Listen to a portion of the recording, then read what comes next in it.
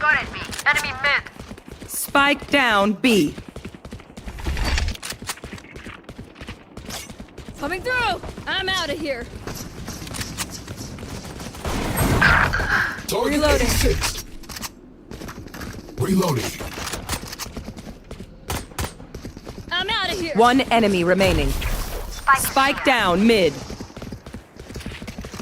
Reloading. Go, go, go.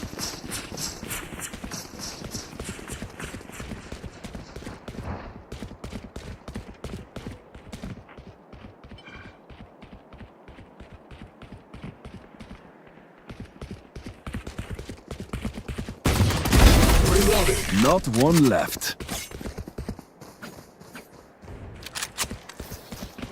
Ugh, I'm over them.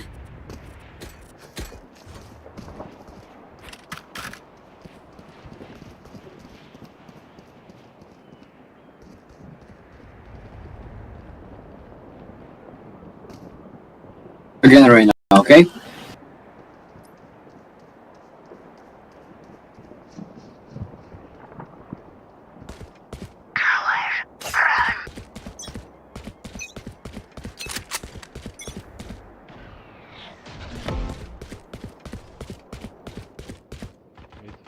Down. Enemy spotted B. Enemy B. Reloading. Concussing! Reloading. Spike down B. One enemy remaining. Reloading. Here.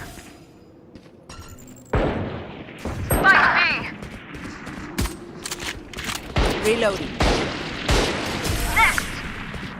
Ow. I'm the last thing they'll see before they die. Lucky them. Gotta go.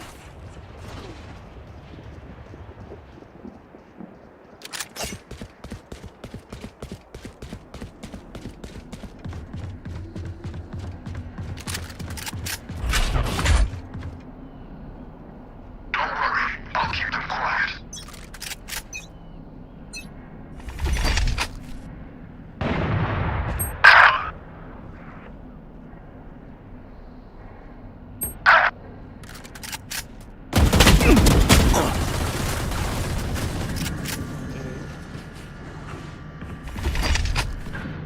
Blinding! Any enemy? Last player standing.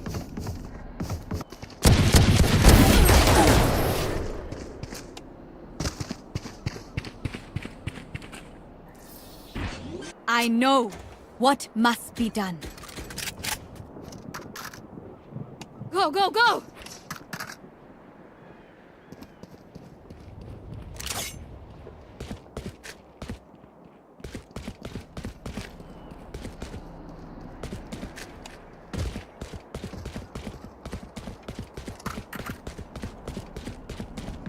Heads down. Guns up.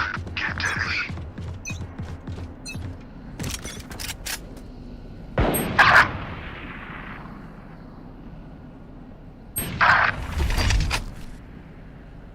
Flash out!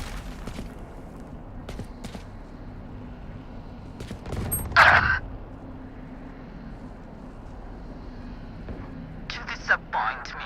My ult's ready. Enemy spotted mid.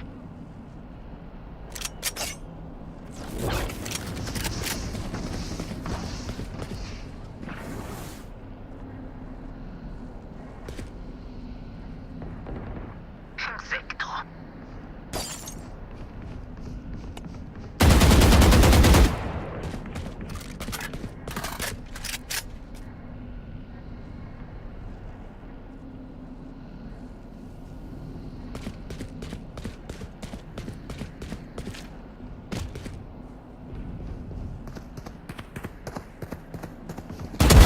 Nog om dig.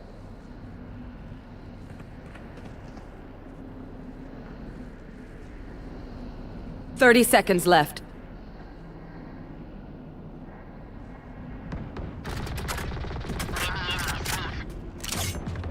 One enemy remaining.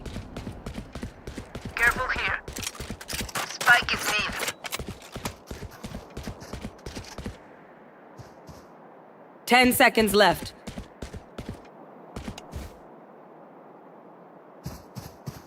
Cutting their vision.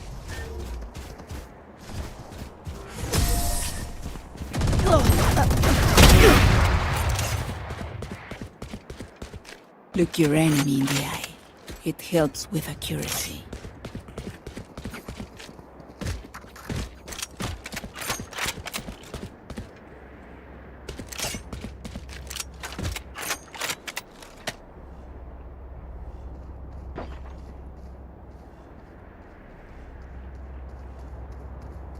Need a drop. For you, hermanita. The hunt begins!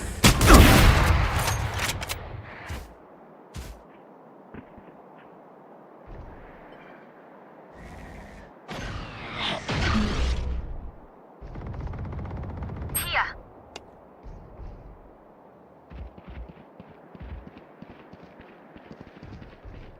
Flash! Target sighted A. Spike down A. My territory! My rules! Spike is A. I have them now!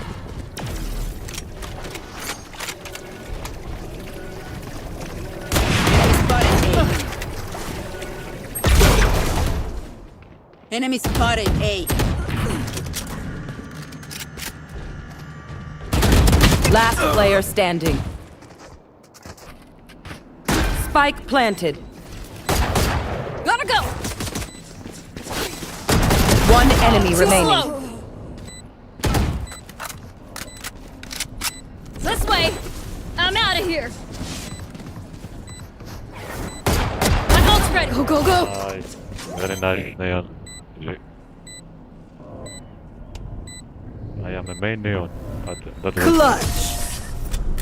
Try that again! I dare you!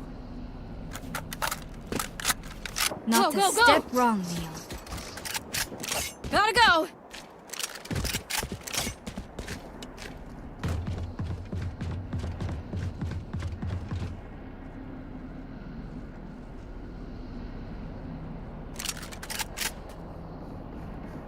you should learn 2 or 3 visions. I'm out of You can here! switch. We are immovable. I play 3 glove, Neon and switch. Get out of my way! Watch out! They will come. Blinding! Bye-bye. Flash! I have one left. One enemy remaining. Spike down mid. Strike is mid.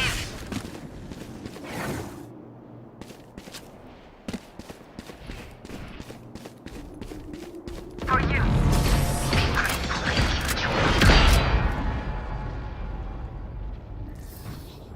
They can run or get run over. Their choice.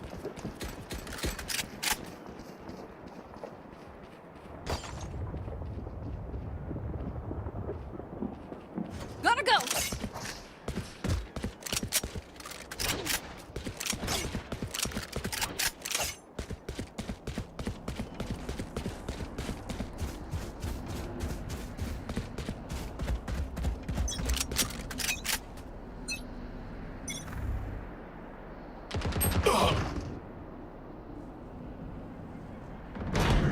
One down. Taken out. Tremor! One enemy remaining. Spike down mid. Spike is mid.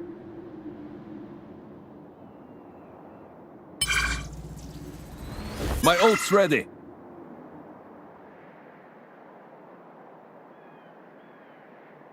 Last player standing.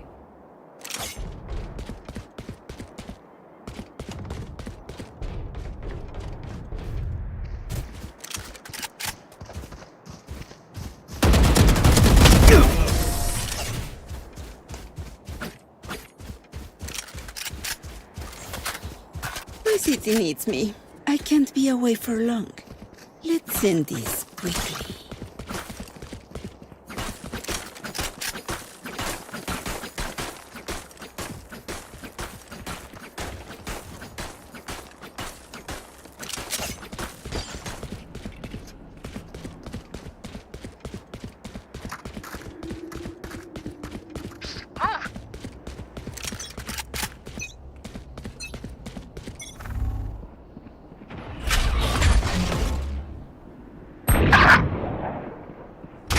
Reloading! Get lost! Go ahead. Stand your ground.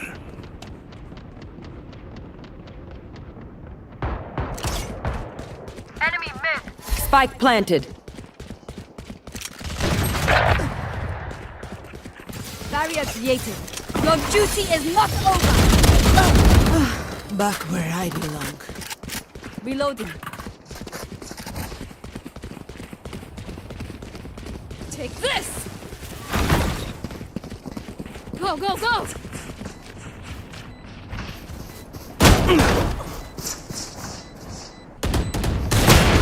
Remove. Last player standing.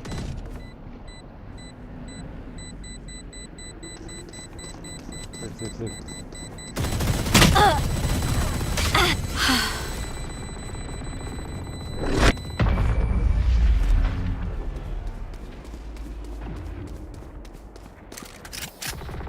Just swapping in the fusion cells.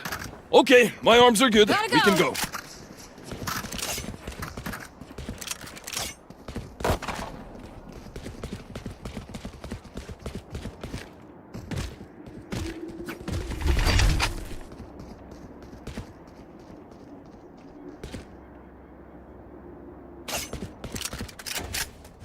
We go!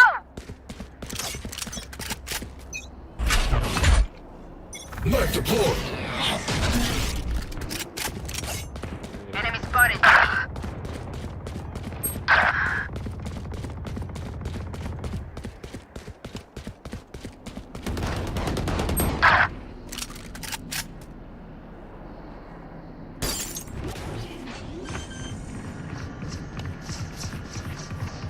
Spike planted.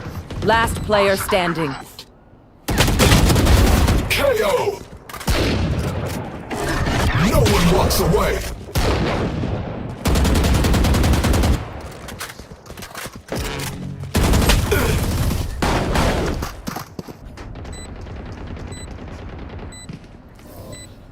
The enemy only looks composed.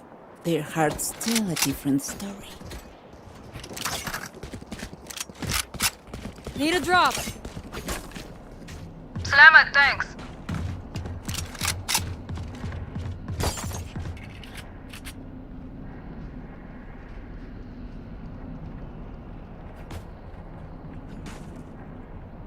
I'll show them. Lintik kayo.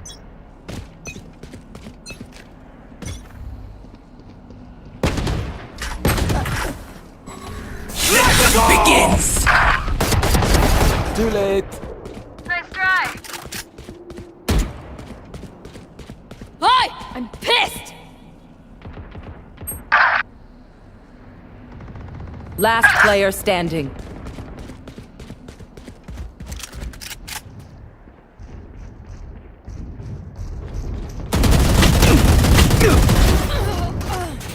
Spike down mid.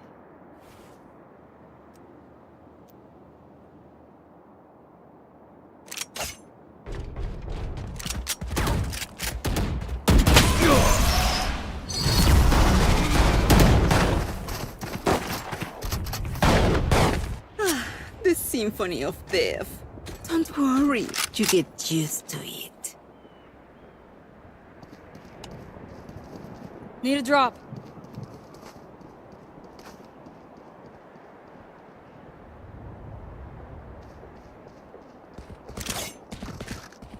Need a drop. Charlie Mike, let's move. Need a drop.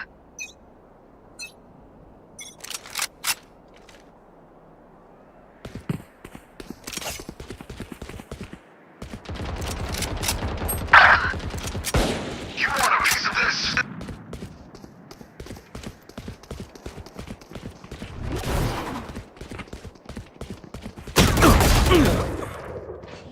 There. Watching here.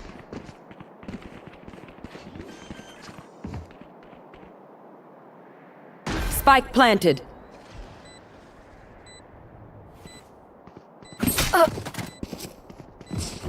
Target sighted mid. Last player standing. Pathetic.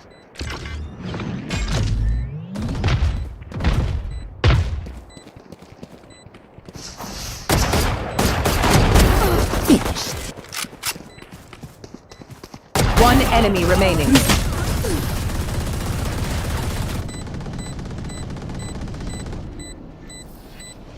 Last round in the half. No point saving. Spend it all.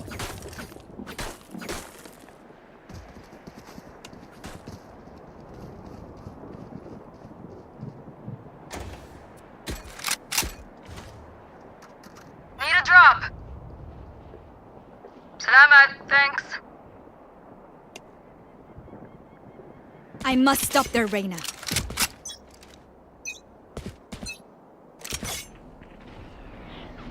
They will come. Target sighted B.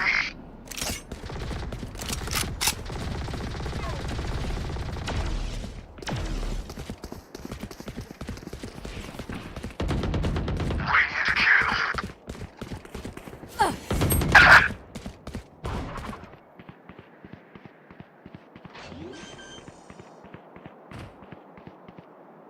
Spike planted.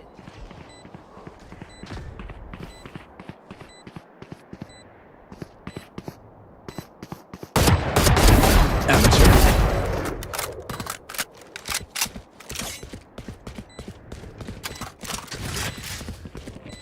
My territory! My fruit! I have them now! Got it, me.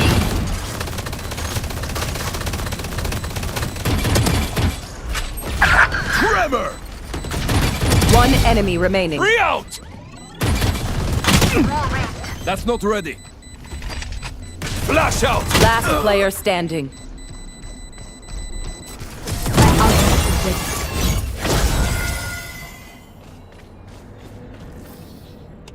Switching sides. Don't get shot. Human brains are hard to replace.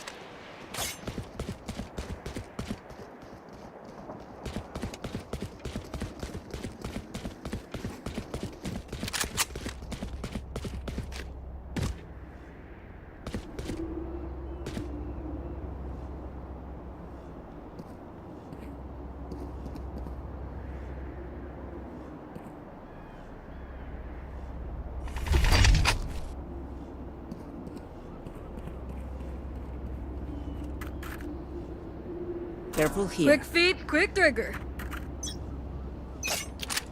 I'm out of here. Shutting them down. This way! Reloading. Reloading! Sighted B. Back off! Spike down I'm B. out of here! Bad guy down. Go away! Go, go, go!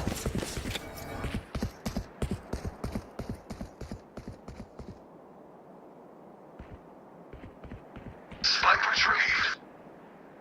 Gotta go! Reloading.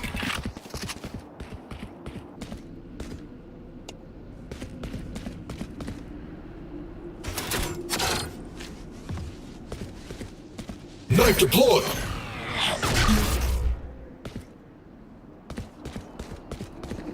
I'm out of here!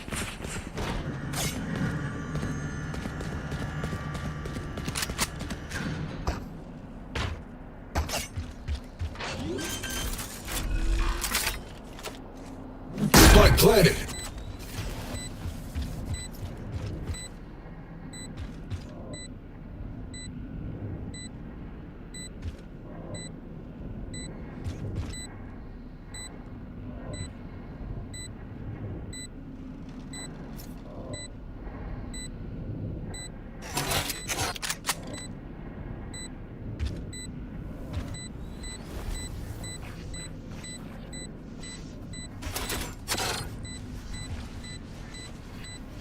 Shutting them down. I'm out of here!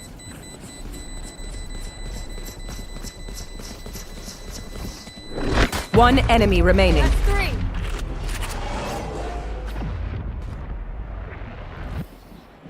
Hi! Fight's not over, you know.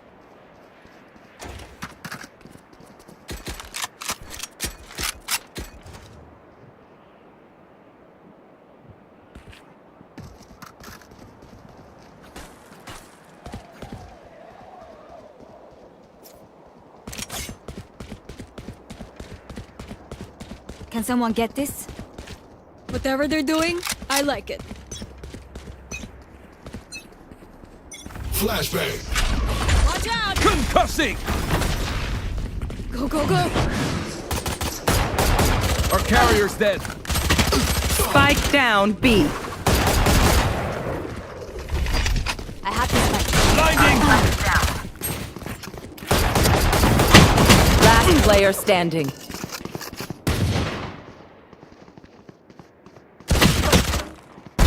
Die. No, dobra.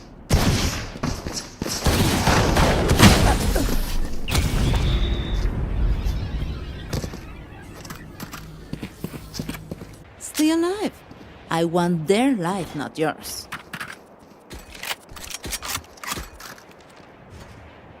Right there. Right there. Let's go A, let's go A.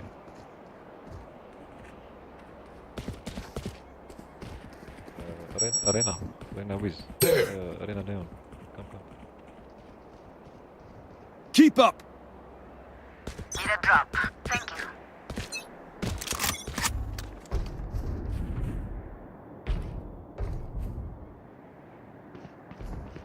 Careful here. The hunt begins. Gotta go! Flashbang. I'll spike down. Spotted A. Spike down mid. Enemy spotted B. Last player standing.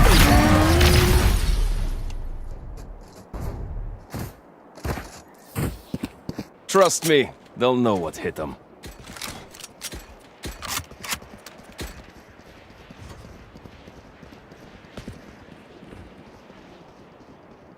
Come on, guys. We're not gonna lose to 3. 3-5. Need a drop.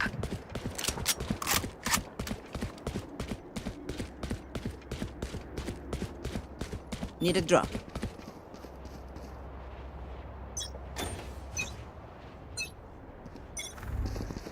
Take this!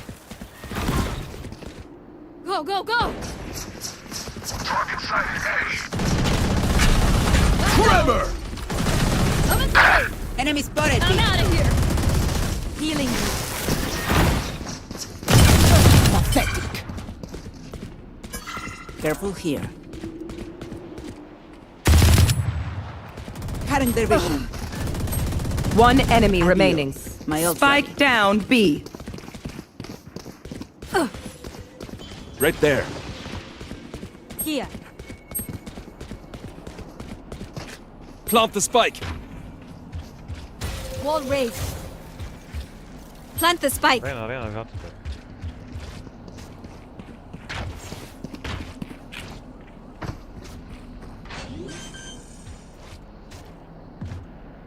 Spike planted.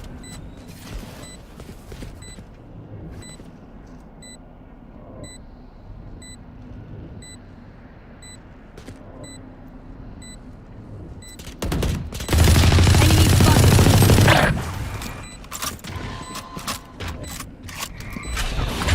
Concussing! We bring enough body bags? Deep breaths, everyone. Your hearts are pounding.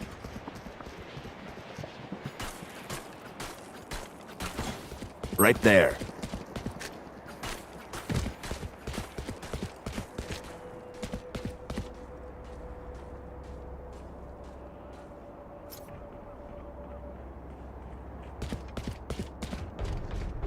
Right I there. will hold up the sky. The hunt begins. Many enemies B.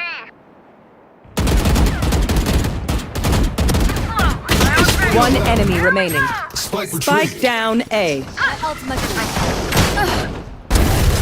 Don't worry. Your life won't go to waste. Please stay alive. I hate making new friends. Reloading.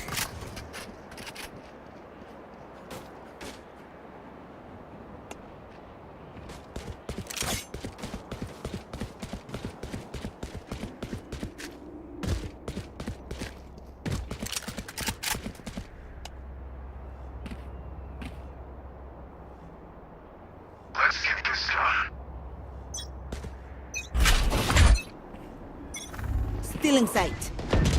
Reloading. Enemy. Trevor! Go, go, go. Shocking.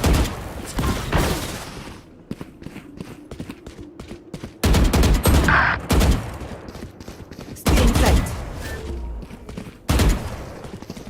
Go, go, go.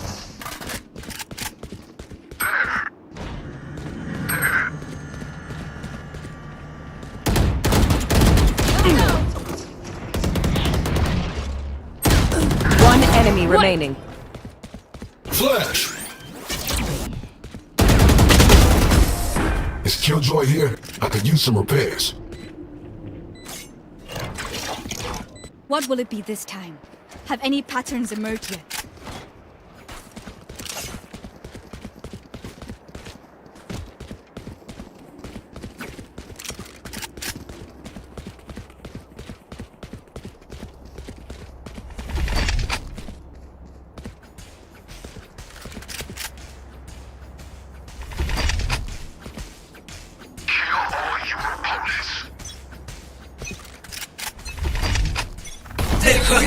Flash out!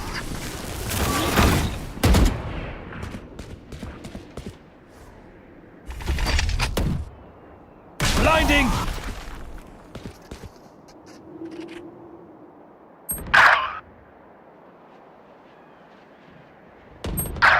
Our spike's down. Last player standing. Spike down mid.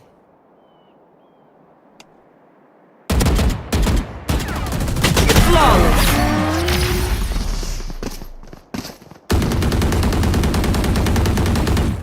Let them try to get through me.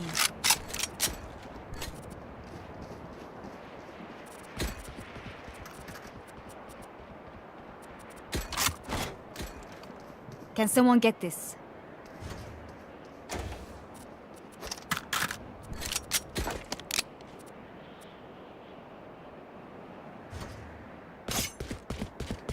No prisoners.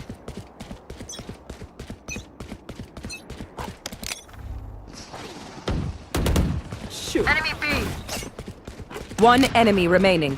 Cutting their vision. I'm out of here. Flash out! Still in sight. Ow.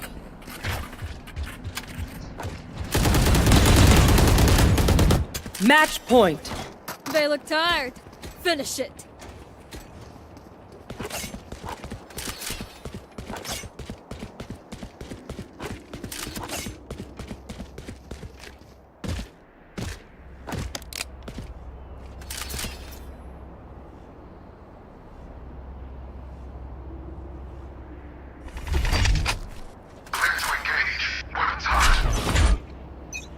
Gotta go. Cutting their vision. Concussing! Next. Watch out. I'm out of here. Shortcut. One enemy remaining.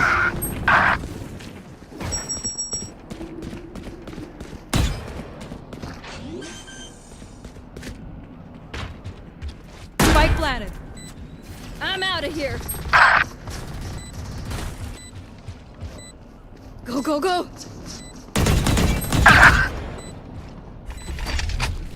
Blinding!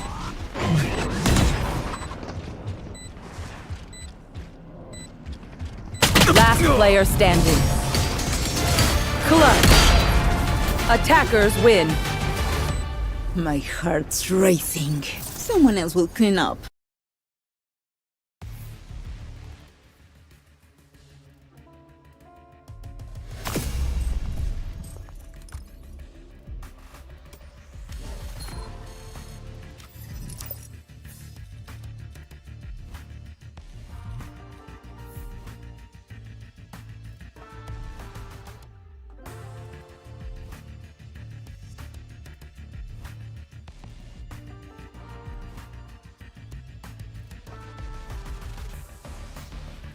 A snub-nosed warhead at the front. A panel in the side of it was open, and technicians were setting dials according to the figures read off by a white-haired old officer with the insignia of a general on his collar. I listened in awe and reverence, straining to note and remember everything that occurred. To think that I was actually present at the climactic moment of the legendary War of Annihilation. It was the most thrilling moment of my life. Almost I forgot to curse Master Lys and his duplicity as I watched. Almost, but not quite. For the thing was too fresh in my mind, and I was aware that I was still in danger.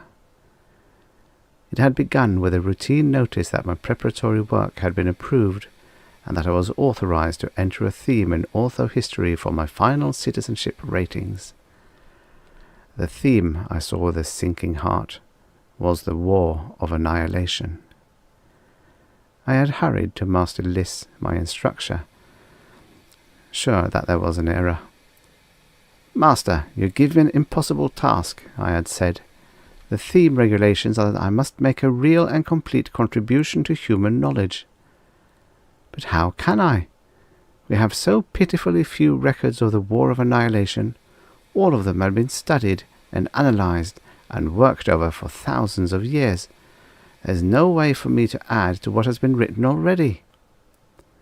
He cackled at me in his insufferable Tri-Alpha way. "There is a way," he mumbled, peeping at me out of his rheumy old eyes. It took me a moment to realize what he meant. "The time belts!" And Master Lys nodded. While I argued with him, of course. The time belts were too dangerous. Not one time traveller in 10 returned from the past, even when their projects were as recent as 100 years ago. And the farther into the past one ventured, the more certain it became that return would be impossible.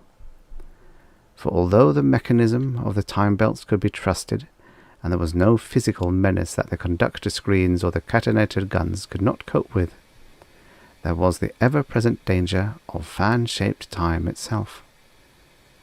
It was the first law of chronistics. Our era is a product of everything that occurred in the past. Should anything in the past be changed, our age would also be changed.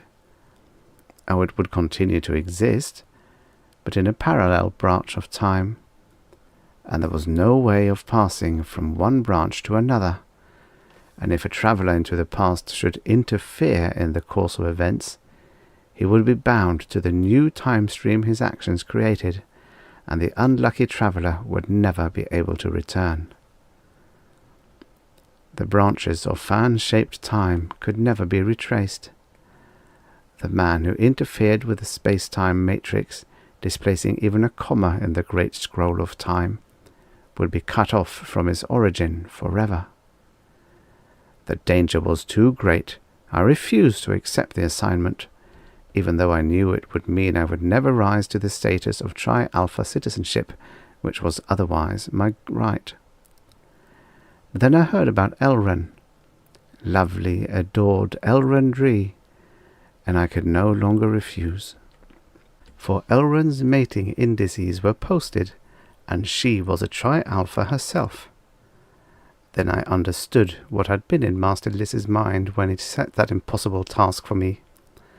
For I knew that the gnarled, worm-eaten old wreck had dared to covet my Elren. Loving me, she could never be his, but with me out of the way, he might have a chance. I accepted the assignment. Master Lys secured a time belt for me. He was willing enough to help at my execution, and I began my perilous journey through time. I came back to my surroundings with a start. Something was wrong. Subconsciously I had been studying the atom rocket, and now I was jolted out of my reveries as I realized that it did not look as it should have. The ortho history books were clear on one fact. Venus had been destroyed in the War of Annihilation by means of a hydrogen chain reaction, the most deadly atom blast known. Atoms of hydrogen, under the influence of gamma particle bombardment, coalesced to form atoms of helium, and all the incalculable power represented by the odd fraction of mass left over was released in the form of free energy. But the atom rocket before me seemed to be nothing more than a simple nuclear fission affair. Where were the photon exciters, the gamma-ray bombardment equipment? Of course, even a fission bomb could do a good deal of local damage, as shown in the first atom-bombed cities during the little wars of the early 20th centuries. But unless our nuclear science was in error, it could not set off a chain reaction of the type that had destroyed the Venusian colonies. Was I in the wrong place? Alarmed, I shoved my way closer to the rocket, staring at it. It was a crude, primitive affair, of course, and it was hard for me to identify its parts. I examined it with frantic curiosity, and abruptly I found myself in peril. One of the technicians I had pushed aside was staring at me, eyes filled with suspicion. I caught his gaze and cursed myself for having acted so rashly. Desperately, I strove to think of a way to allay his suspicions, but it was too late. "What are you doing?" the technician demanded. "Who are you?" I tried to conciliate him. "Captain Sanrek was my name," I said, using the name on the stolen identity papers. "I am..." But I got no farther than that. My accent gave me away. "He's a spy!" roared the technician. "Help!" And a dozen ray pistols flashed out of the holsters as the men around us were galvanized into action. I lost my head. Terrified, I grabbed for the safety belt concealed beneath my stolen tunic, touched the button that controlled my conductor screen. The screen shimmered into instant life, and not a moment too soon. Rays from the weapons pointed at me flashed from all sides, sparked against the opalescent curtain of the screen, and were dissipated. I was safe, but only for an instant. For I had made my second great mistake. I was too close to the atom rocket. My conductor screen grazed the warhead itself. Its energies surged through the unstable elements in the warhead. A warning bell sprang into clamorous life. The group around me froze in their tracks, mouths open, faces mirroring fright and disbelief, and the frightful power of the strained atoms within the warhead began to grind toward nuclear fission. There was only one thing to do, and the poor choice it was. But in a moment the warhead would explode, and of me and my mission, and the whole future of Earth, nothing would be left but a puff of fiery vapor. Quickly I dropped the shield off my conductor screen, trusting that my luck would hold, and the men around me would be too dazed to fire their weapons again. I drew my catonator, set it at drain, focused it on the atomic warhead.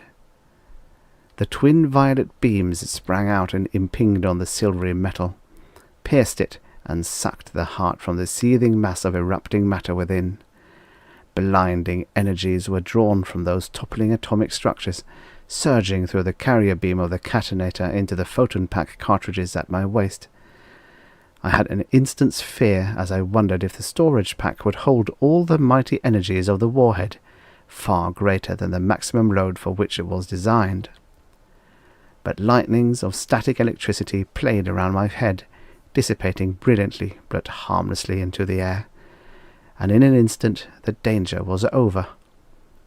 The bursting energies of the warhead had been drawn out, and the mass of matter inside it was inert. Before me lay the atom rocket, harmless, dead. I had destroyed Earth's most potent weapon. I give those ancients credit for bravery. Dangerous though I must have seemed, they closed in on me without firing their weapons. Meekly, I raised my arms over my head. The white-haired general blazed hatred at me from his pale eyes. "Who are you?" he demanded. I shrugged. Carefully I phrased my words in their outlandish tongue. "I am a visitor from the future," I said. "I regret the accident that just happened more than I can say." "Regret it?" he blazed. "Ha! You'll regret it twice as much when you face the firing squad." I spread my hands helplessly. In truth, death had no terrors for me now. A firing squad would seem almost a blessing, for I had destroyed the bomb that would have blasted Venus, Whatever happened now, the future before me was changed. And in a changed future, I had no place, and my Elrond would not exist. "Take him out and shoot him," the general cried. I turned to go to my death, almost eagerly. In my heart I whispered, "Elrond, Elrond, my lost love." The technician who had unmasked me interfered. "Wait," he begged. "Let me question him, sir. Perhaps he's telling the truth." The general glowered. "What's the difference? He's wrecked the bomb." But he hesitated and finally said, "All right, question him. The harm's done anyhow." Sunk in despair, I scarcely heard the other officer's sharp queries, but he was hesitant, and I told him whence I had come and why. He looked at me incredulously. "But the bomb," he demanded, "what did you do to it?" I patted the photon pack cartridges strung along my belt. "I had to drain it," I said. "It was about to explode." "Drain it? How?" "With a catonator." I explained to him how the energies of the exploding atoms were drawn off through the catonator beams and trapped in the photon pack. He stared at the tiny power cells, eyes wide, but showing a sudden glint of hope. "Can you take that energy out again and send it into another object?"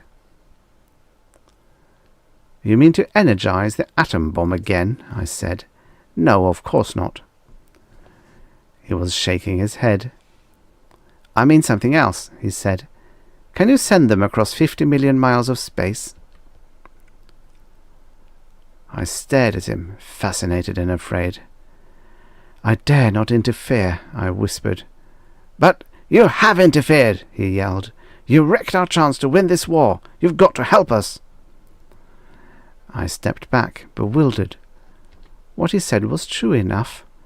Yet all my training, all the warnings of Elrond and Marcellus said over and over, "You must not interfere." Yet I had interfered already. I had started a new time sequence by destroying Earth's chance to wipe out Venus. If I could neutralize that act by helping them now, perhaps there would be a chance. "I will show you how to use the catonator," I said weakly. Silently I adjusted it, slipped the belt off and handed it to him. He led me outside to where stars blazed in a black night. He looked upward hesitantly, pointed to a brilliant blue planet. "Is that it?" he asked one of his companions. The man nodded. Carefully he took aim, pressed the trigger as I had showed him. Lightnings roared again. The twin violet beams leaped from the muzzle of the weapon, howled up into the heavens. In a fraction of a second, the photon pack was drained, and the pyrotechnic display died away. All was silent. One of the officers raced into the building, pounded the keys of a calculator. He returned almost at once. "At this distance, it will take just under 9 minutes for light to make the round trip," he said. The officer who had fired the catonator whirled to confront me. "Suppose I missed," he cried in sudden alarm. "It is so far. A fraction of a second of arc would make the beam miss entirely." I shook my head. "The beam fans out," I explained, "and a planet has mass, and the photons are attracted to gravity. Even if they should miss, the attraction of the planet would draw them into it." He nodded and was silent. Silence cloaked us all, 100 ancients and myself, all staring up into a mysterious night. 9 minutes passed as slowly as 9 terrible years, but by and by the hands of my chronometer completed their revolutions. Suddenly we saw the catonator beam strike. Above us, a new sun blazed forth, kindling like the striking of a cosmic match. Night fled around us, and day came flaring up into noonday brilliance and beyond. Heat poured down upon us, brilliant rays of sunlight more intense than I had ever seen.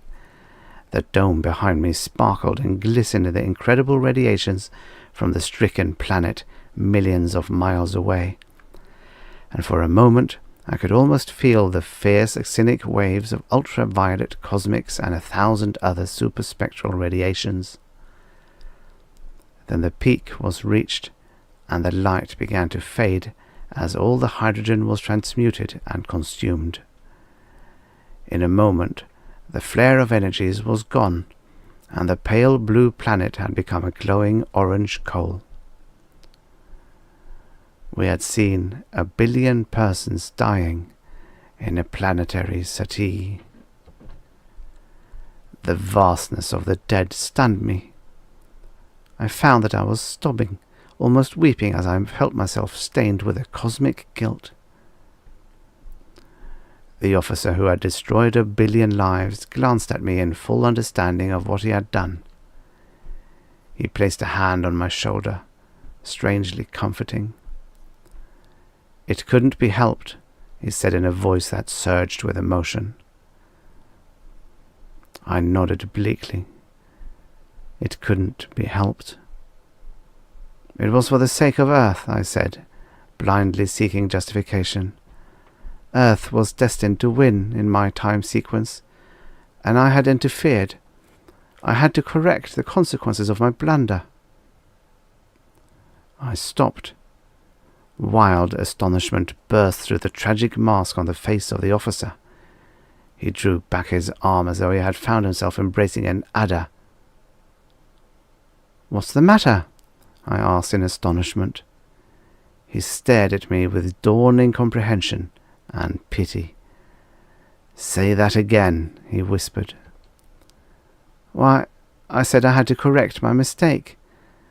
I had interfered, and the time traveller who interferes maroons himself hopelessly.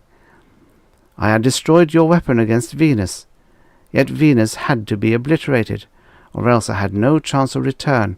I was lost, and now perhaps I may have a chance to get back." He shook his head. There was compassion in his voice.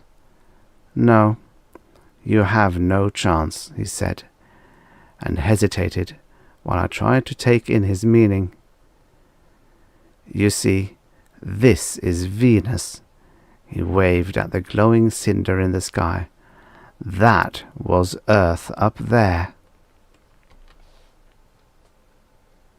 The end. Subscribe for your daily stories of futures past.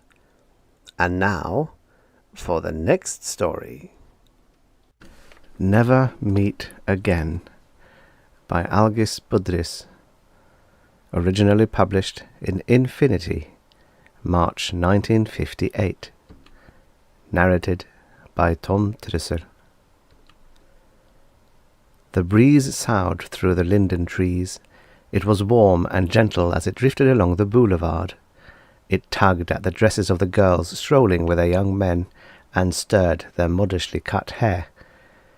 It set the banners atop the government buildings to flapping, and it brought with it the sound of a jet aircraft, a Heinkel or a Messerschmitt, rising into the sky from Tempelhof Aerodrome. But when it touched Professor Kempfer on his bench, it brought him only the scent of the Parisian perfumes and the sight of gaily coloured frocks swaying around the girls' long, healthy legs. Dr. Professor Kempfer straightened his exhausted shoulders and raised his heavy head. His deep, strained eyes struggled to break through their now habitual dull stare.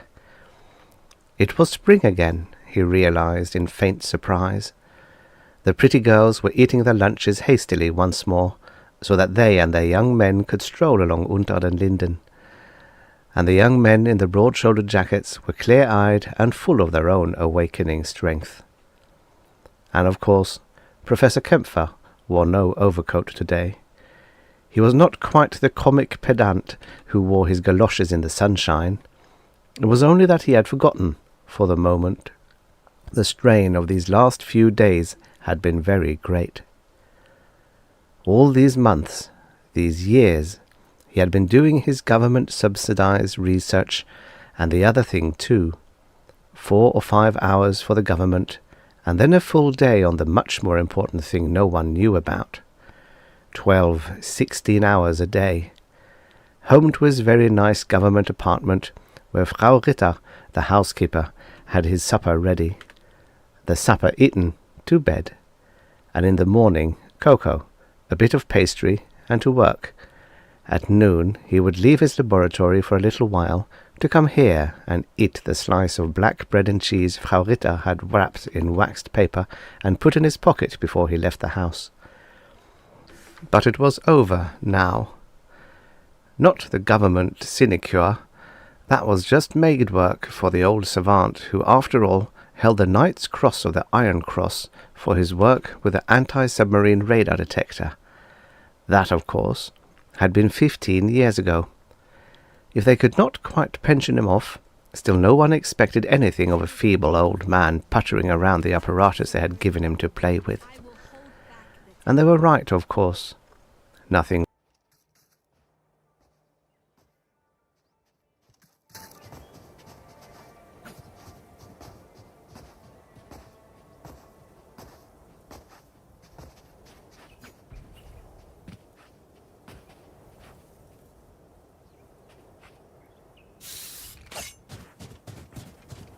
Right.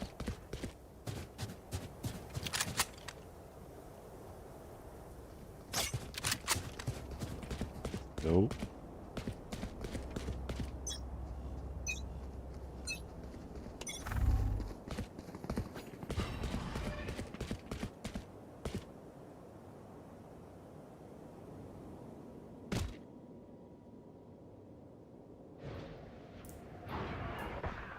Water rising. Enemy.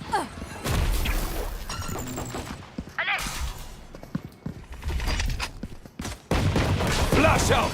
Reloading.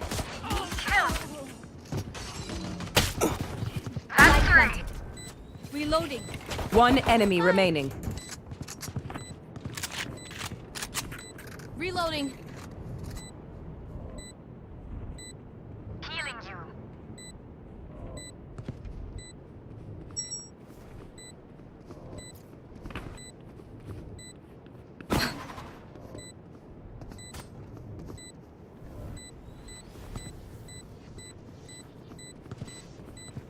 Flawless.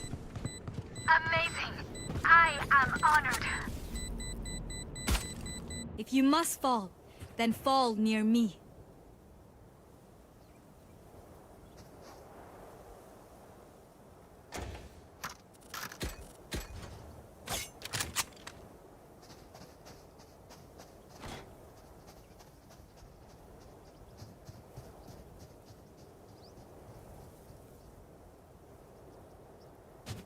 Show them how we fight.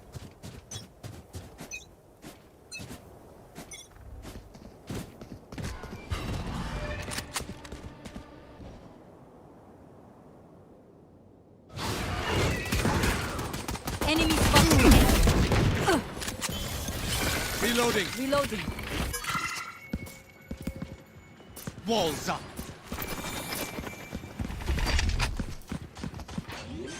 Plant the spike. Light planted.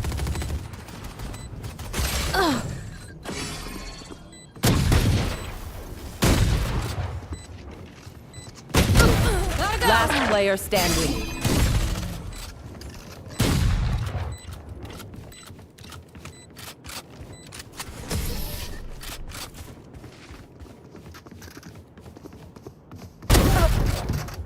Ingat ka! Don't get stabbed. Bad way to go.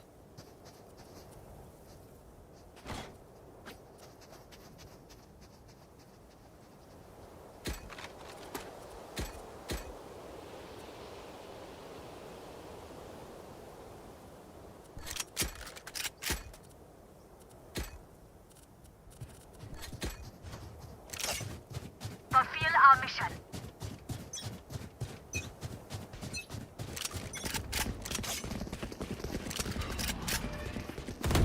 Healer down.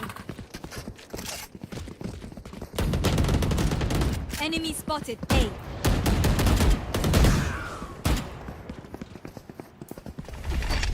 Flash shot!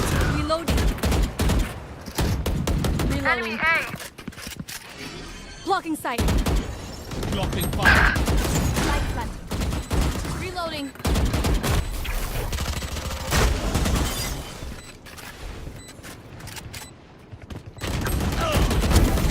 Last player standing. One enemy remaining.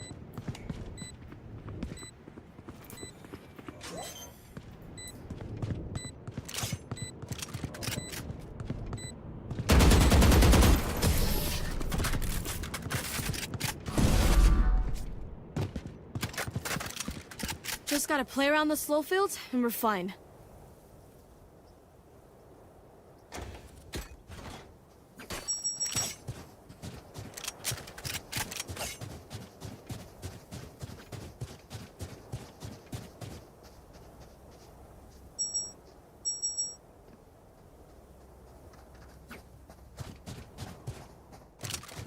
Keep up.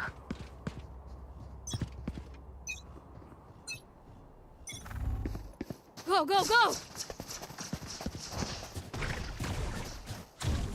Many enemies B.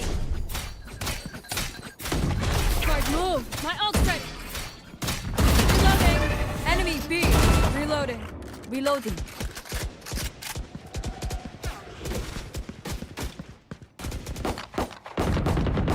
Enemy spotted B. Reloading. Flooding them. This way! Gotta go! Shot! Enemy spotted B. Got him!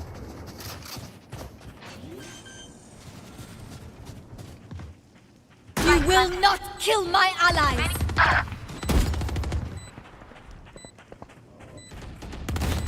One enemy remaining.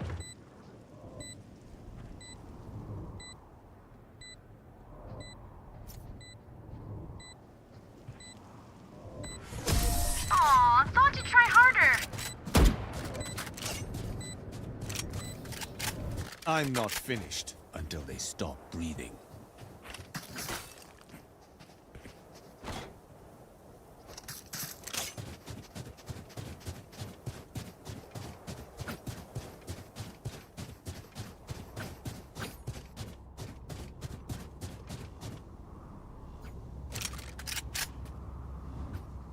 Please.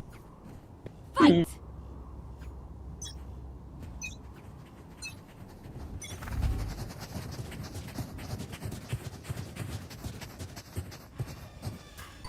Enemy spotted B.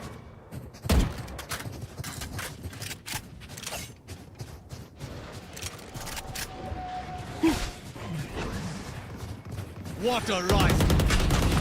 Grabber! Reloading. My territory! My rules!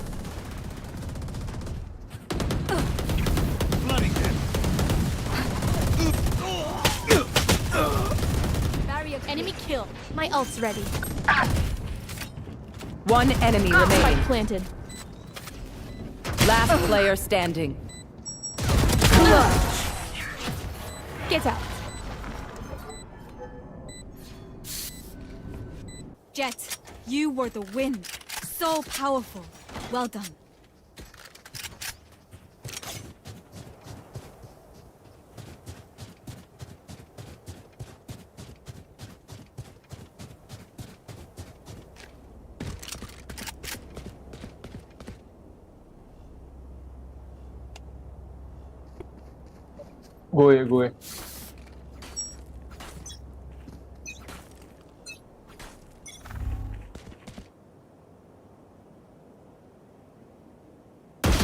Go.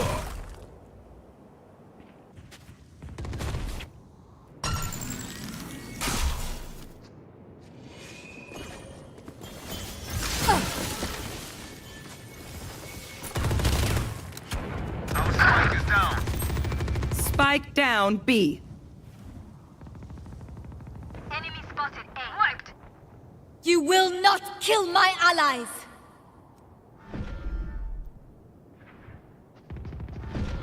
Alis! Face your fear! Your Carrying duty spike. is not over! Multiple enemies B. Reloading. Reloading. Plant the spike. Shield going up. Spike planted. It's Wave you crashing. and me. Can't use that.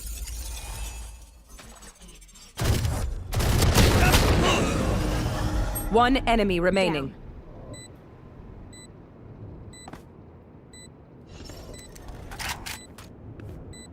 Careful here. Last player standing.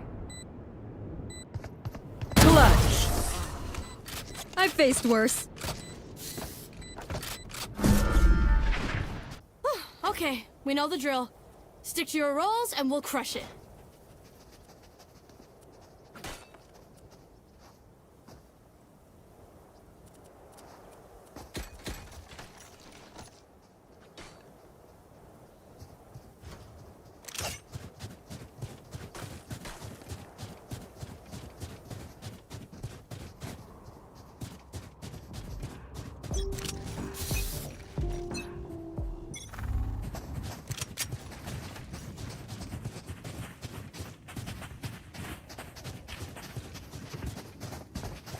Blocking sight. Wave crashing. Enemy spotted B. Reloading. Go, go, go. Shortcut. Worthless. My ult's ready. For you. Blocking fire. Wall raised. Plant the spike. Water rising. Spike planted. Flooding them. Smart move.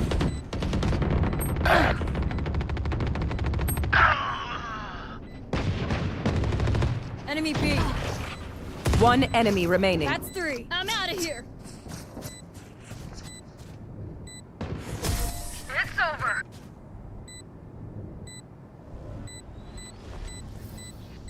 A healer's burden is light when her team is this good.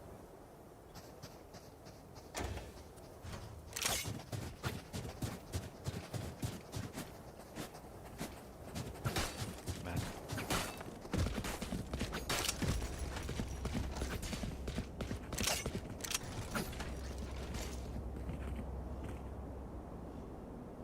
I take what I want.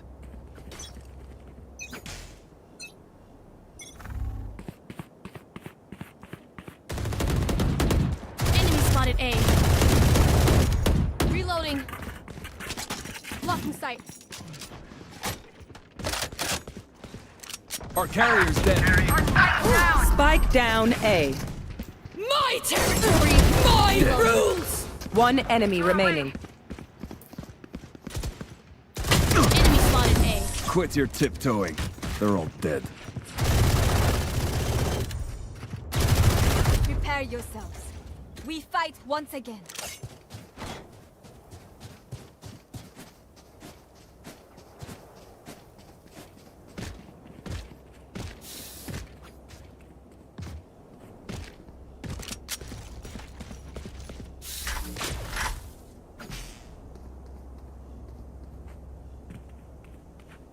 Will ult A. Hello. Hello.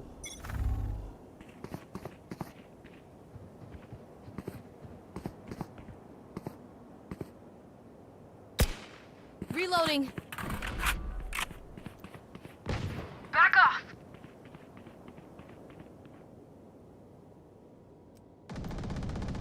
Enemy A.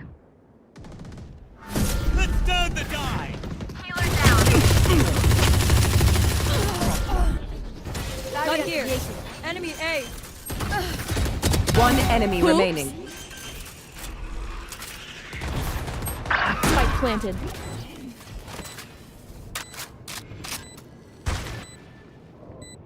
No charges left.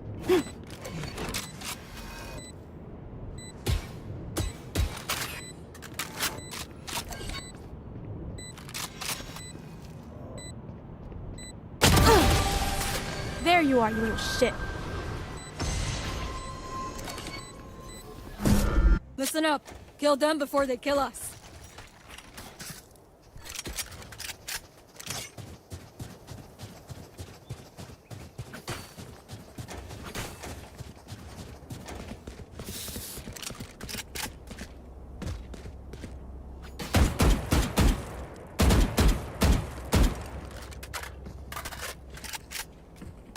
Through the calm, I see. Through the storm, I fight.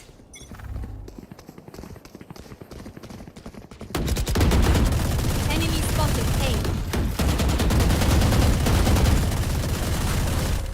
Reloading. Blinding! Reloading. Reloading. Taken out. It's you and me! Spike down A. Spike. Our carrier's dead.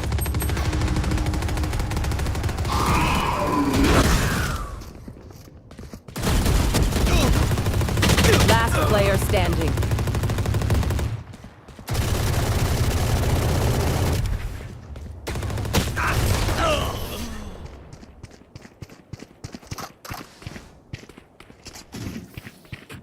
Remember, bullets hurt.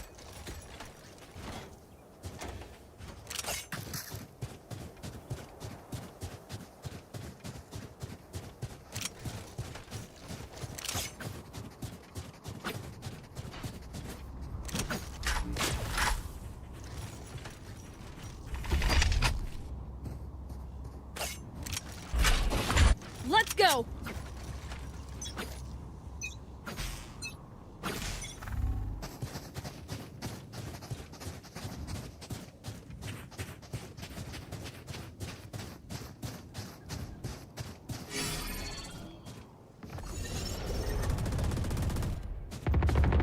Our spike's down. Spike down B. Kill! My carrier is killed. I'm out of here. You will not. Night night. Last player standing.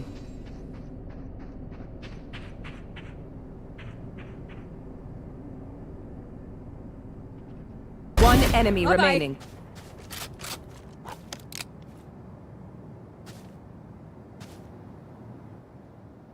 Clutch. Almost got me. Not. Last round before the switch. It's our last chance to attack. Buy out the shop. I have extra money if anyone needs.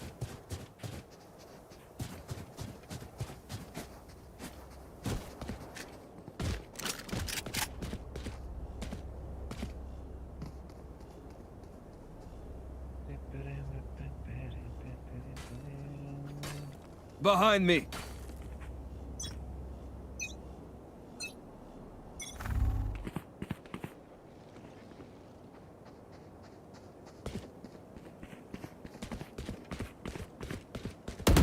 Headshot.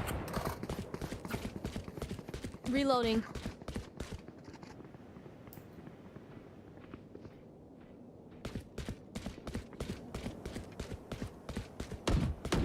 Reloading.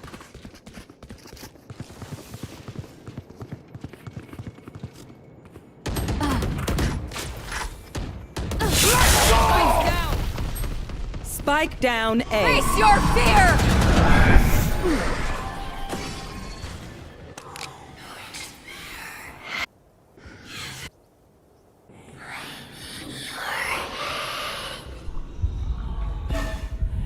Last player standing.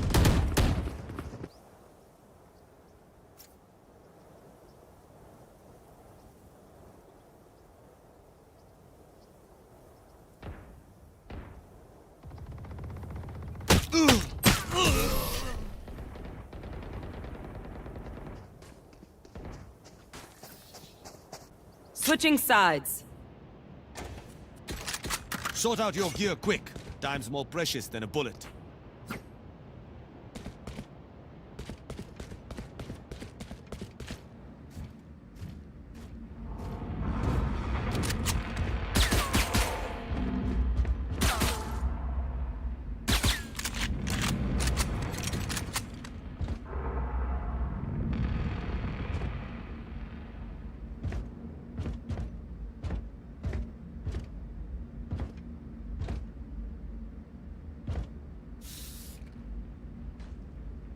Attack us! Come on!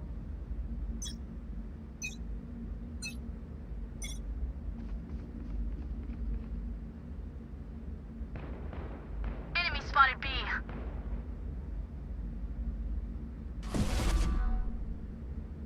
Back off! Spike down B.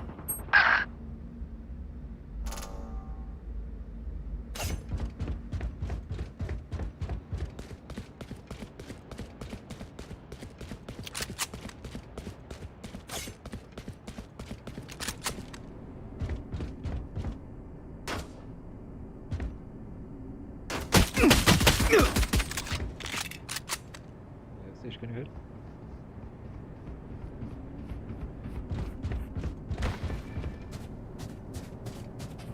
Stage, can you hit?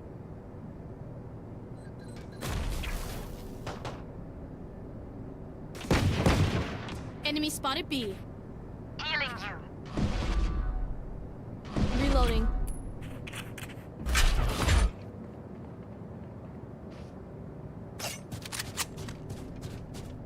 Spike planted.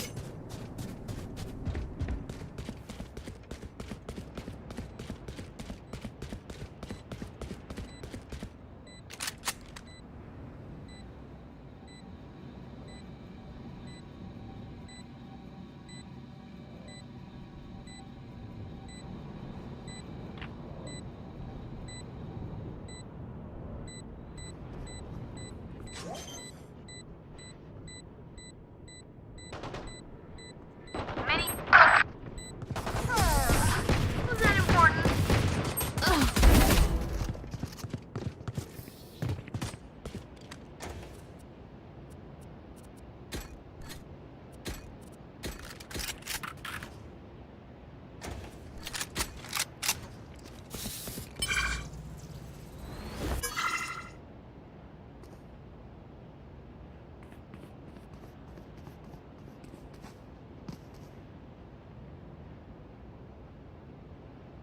Break's over.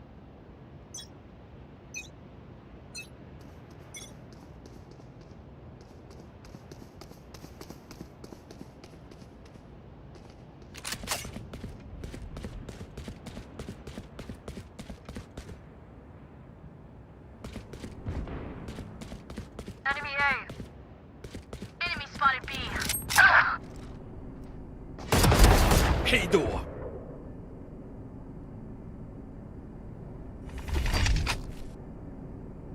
Flash out! Got you. Gotta go!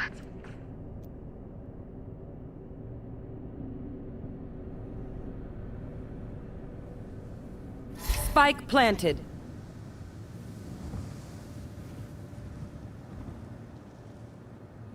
Need backup.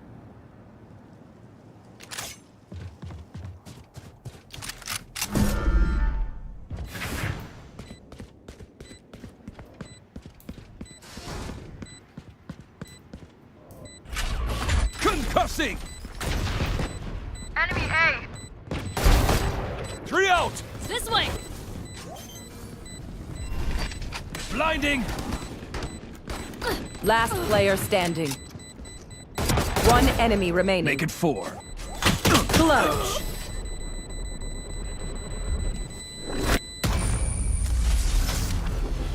We get a pick, we move in. Got it?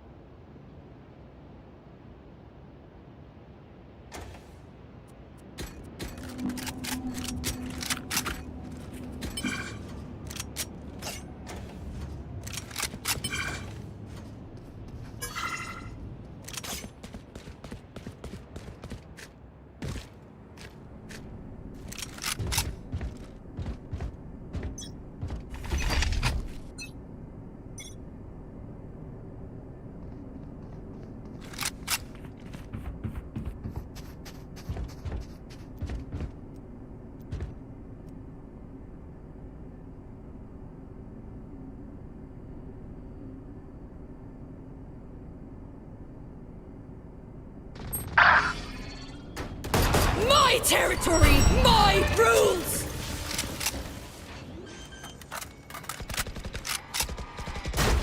Spike planted.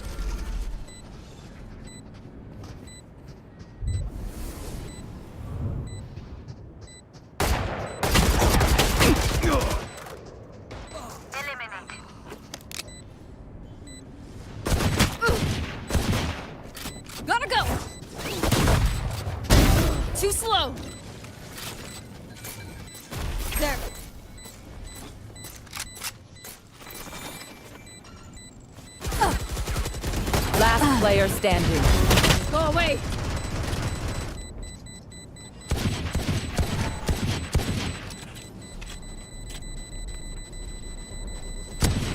One enemy remaining. That's 3.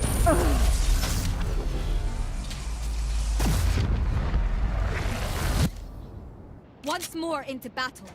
I'm not tired. Are you?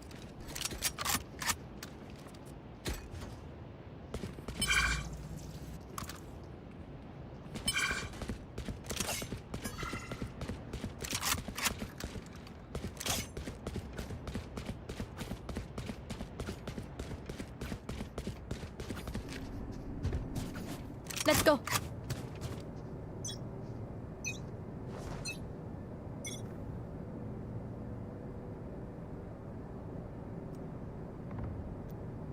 Enemy spotted. Enemy A.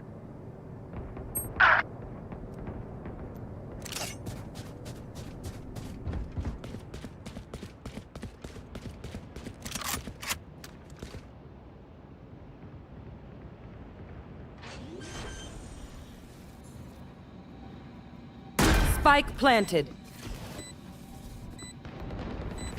Killed. Flash out! My ult's ready.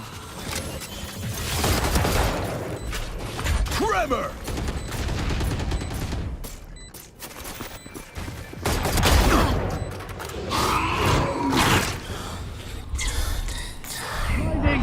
Coming through.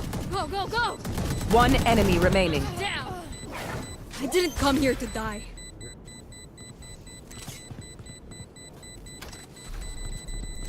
Spike's dead.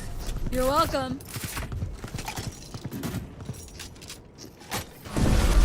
We doing this or what? Gun here. Gun here. Right there. Right there.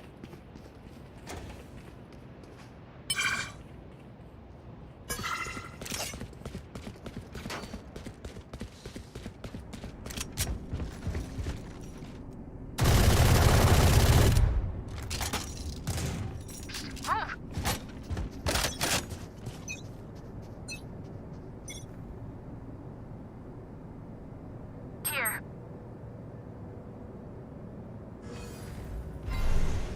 Smokes on A. En B.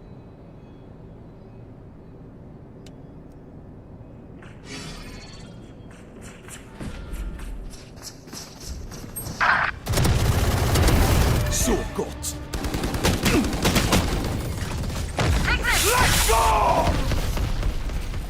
Spike down B. Last player standing. Pitiful.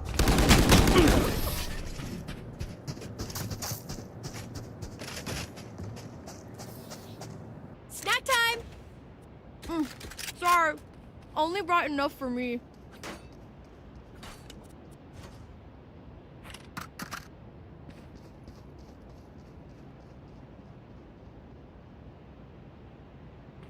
Sorry, Nan.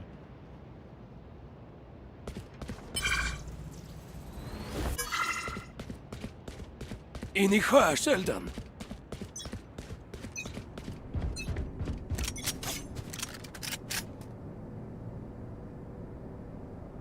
It's you and me.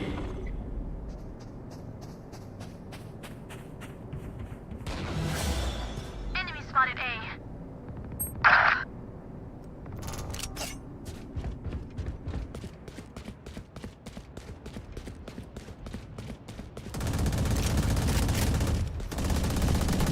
You will not kill my allies! Spike planted.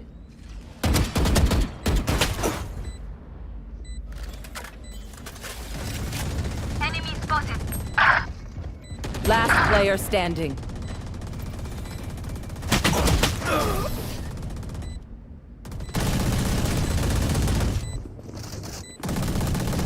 Woo! We got this.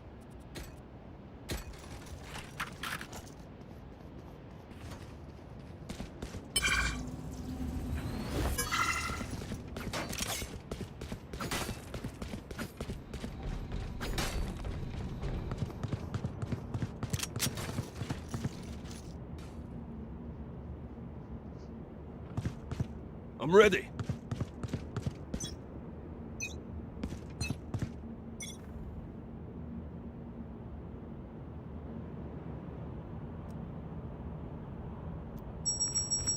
I'm out of here.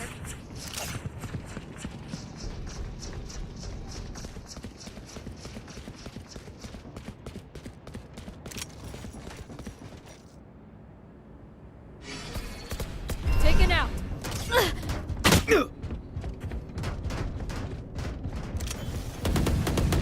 Multiple enemies. You had your fun. My turn. Spike planted.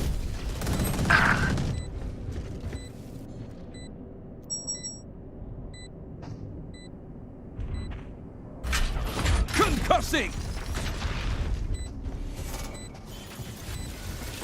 Last player standing.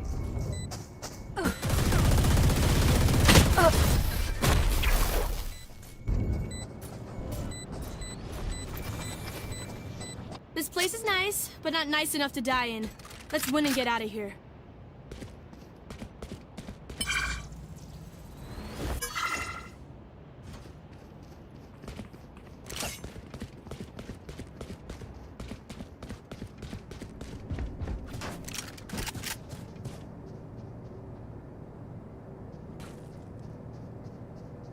As one.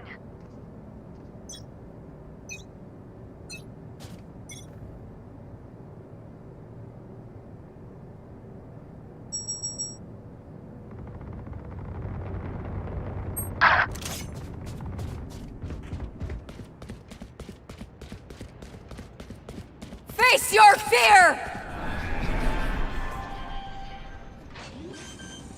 Enemy spotted A. Spike down A.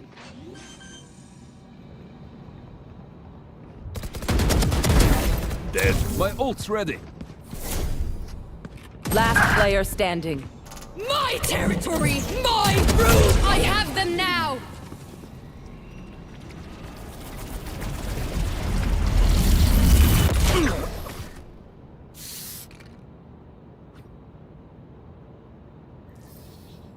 They think they're better than us. I can tell.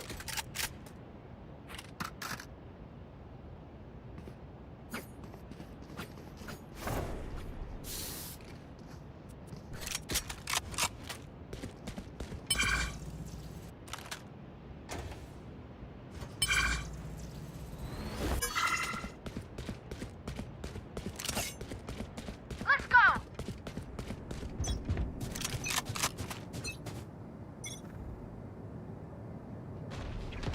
Need backup.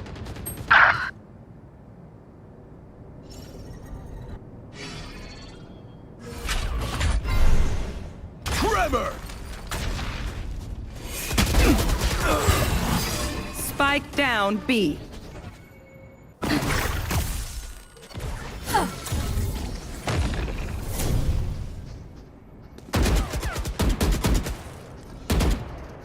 Spotted B.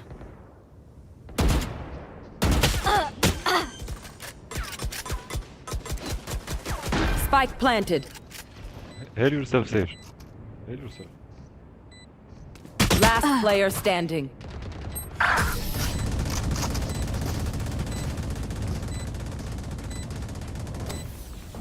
Come on! Get me in the line of fire. Reloading.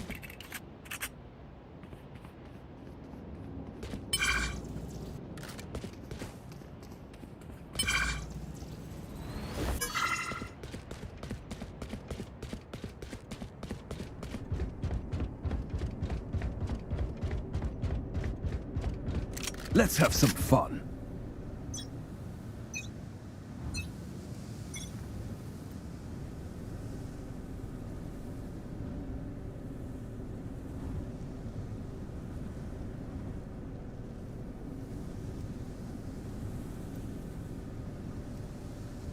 It's you and me. B.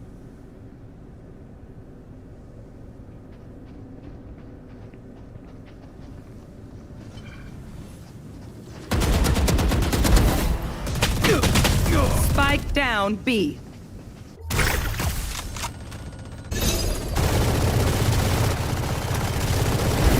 Good attempt. Spike planted.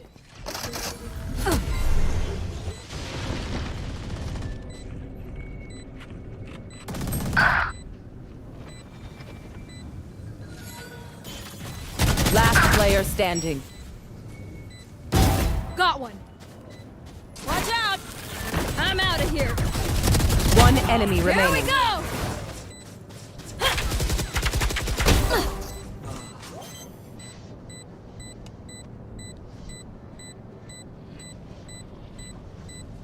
I've tried explosions. Not the fan. I got your backs. Just, you know, from the front.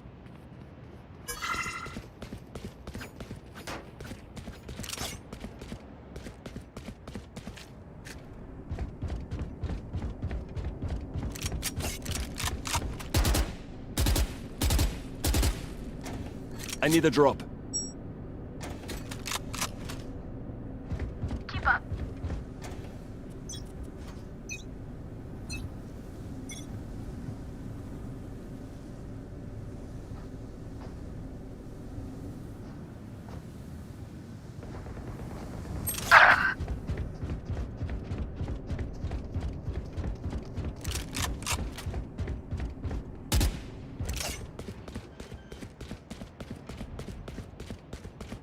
Spike planted.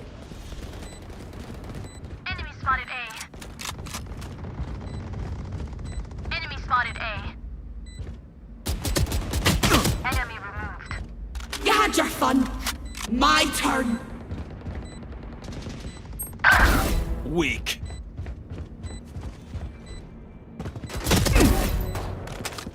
Last player standing. Let's go!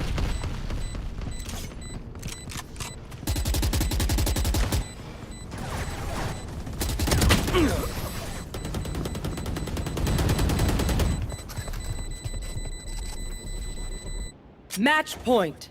Fight till the end. No matter what. Need a drop.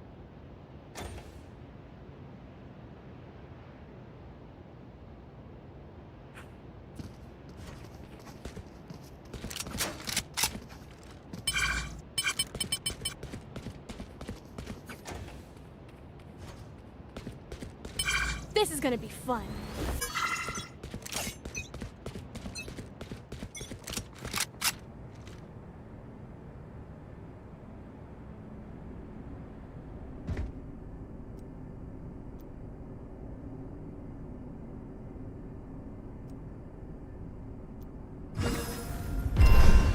Smoke on B.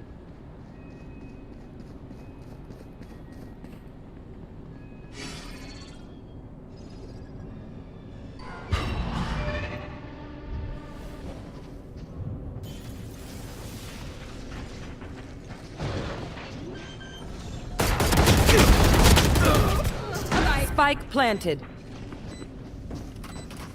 Reloading. Nice try. One enemy remaining. Take this! Coming through!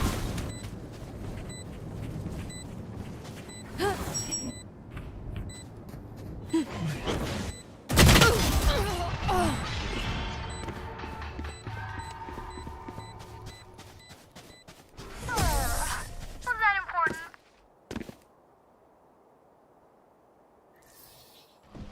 Switching sides. Overtime. Get ready. I go fast.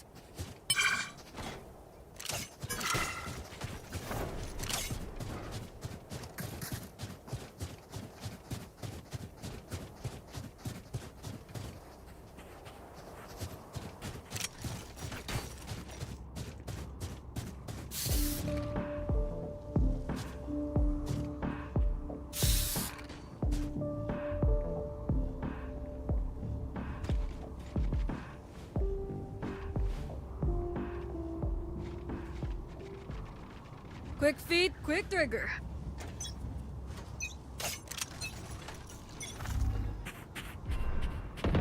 Smart move.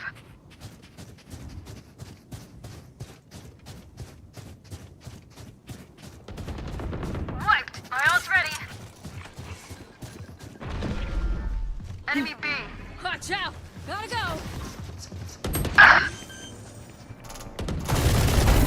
Too late. Spike planted.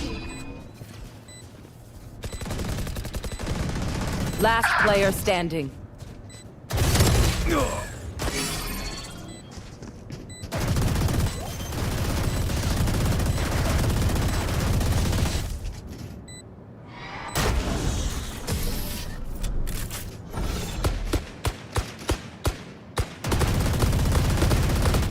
Switching sides. Match point. Time to stock back up.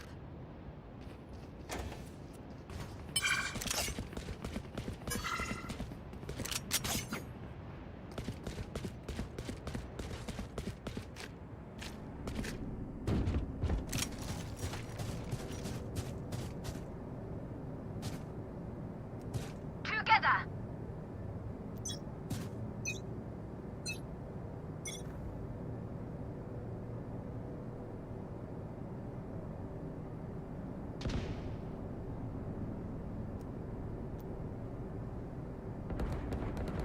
Enemy spotted A.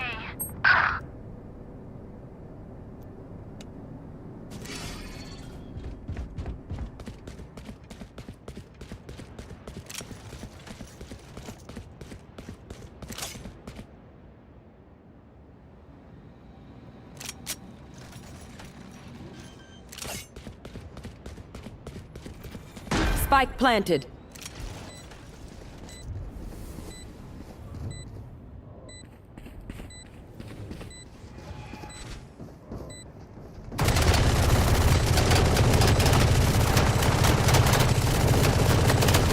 Reloading. Nice try. Reloading.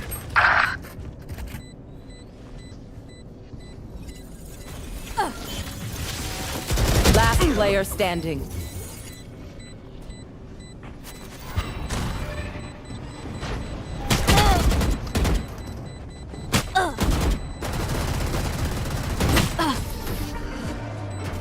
Attackers win.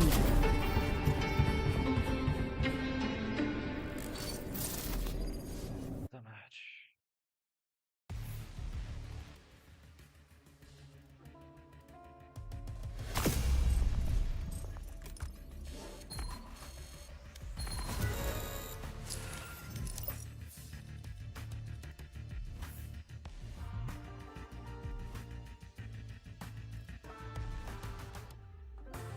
Would ever come of it. But the other thing, that was done now. After this last little rest, he would go back to his laboratory in the Himmlerstrasse and take the final step. So now he could let himself relax and feel the warmth of the sun. Professor Kempfer smiled wearily at the sunshine. The good, constant sun, he thought, that gives of itself to all of us, no matter who or where we are. Spring, April, 1958. Had it really been 15 years? And 16 years since the end of the war? It didn't seem possible. But then one day had been exactly like another for him, with only an electric light in the basement where his real apparatus was. An electric light that never told him whether it was morning, noon, or night. I have become a cave dweller, he thought with sudden realization. I have forgotten to think in terms of serial time. What an odd little trick I have played on myself. Had he really been coming here, to this bench, every clear day for 15 years? Impossible. But he counted on his fingers.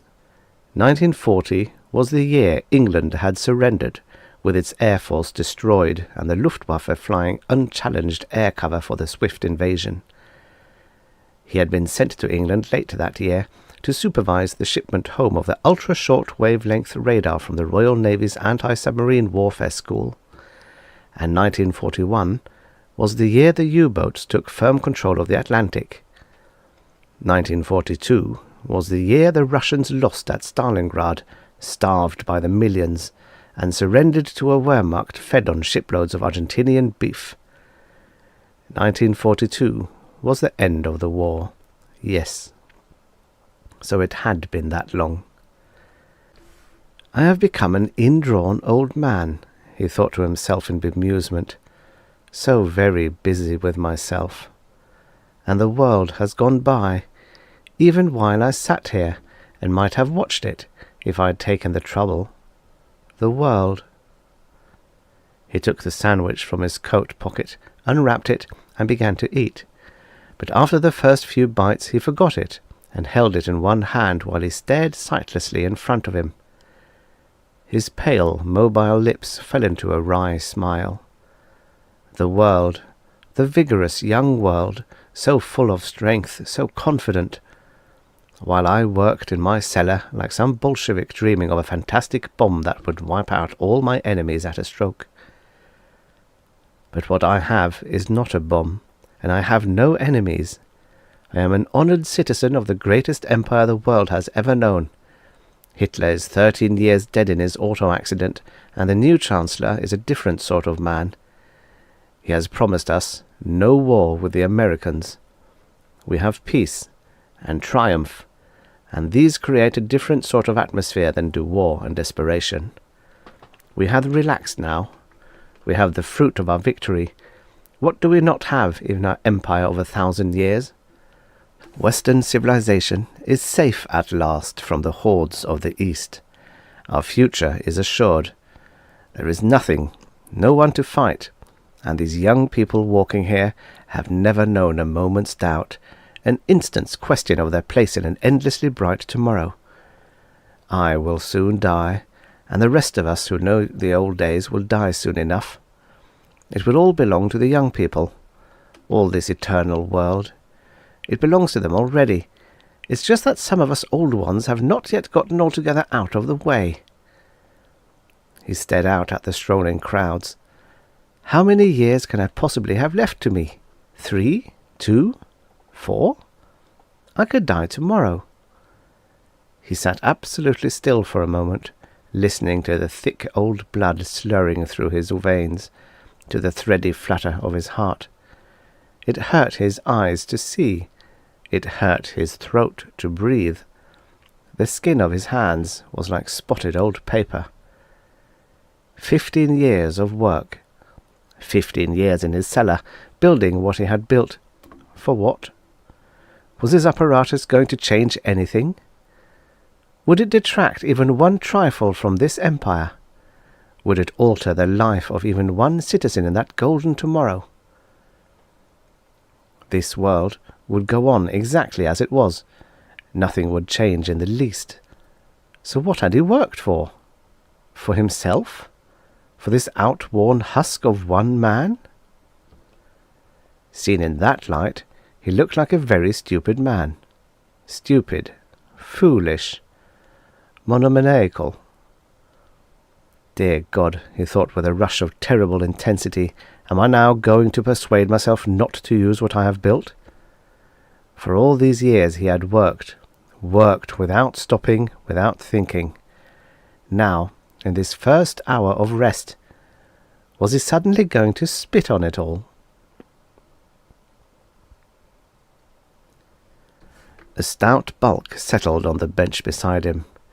"Joachim," the complacent voice said. Professor Kempfer looked up. "Ah, George," he said with an embarrassed laugh. "You startled me." Dr. Professor George Tanzler guffawed heartily. "Oh, Joachim, Joachim," he chuckled, shaking his head. "What a type you are!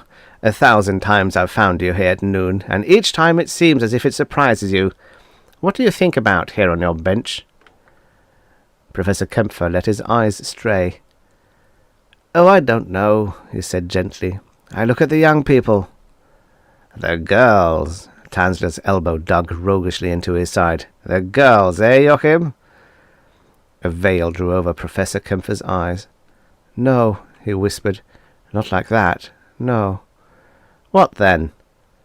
"Nothing," Professor Kempfer said dully. "I look at nothing." Tanzler's mood changed instantly. "So," he declared with precision, I thought as much. Everyone knows you are working night and day, even though there is no need for it. Tansler resurrected a chuckle. We are not in any great hurry now. It is not as if we were pressed by anyone.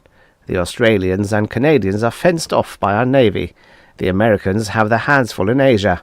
And your project, whatever it may be, will help no one if you kill yourself with overwork. You know there is no project, Professor Kempfer whispered. You know it is all just busy work. No one reads my reports. No one checks my results. They give me the equipment I ask for, and do not mind as long as it is not too much. You know that quite well. Why pretend otherwise? Tansler sucked his lips. Then he shrugged. Well, if you realize, then you realize, he said cheerfully. Then he changed expression again, and laid his hand on Professor Kempfer's arm in comradely fashion. Joachim, it has been 15 years. Must you still try to bury yourself? 16, Professor Kempfer corrected, and then realized Tansler was not thinking of the end of the war. 16 years since then, yes, but 15 since Martha died. Only 15? I must learn to think in terms of serial time again.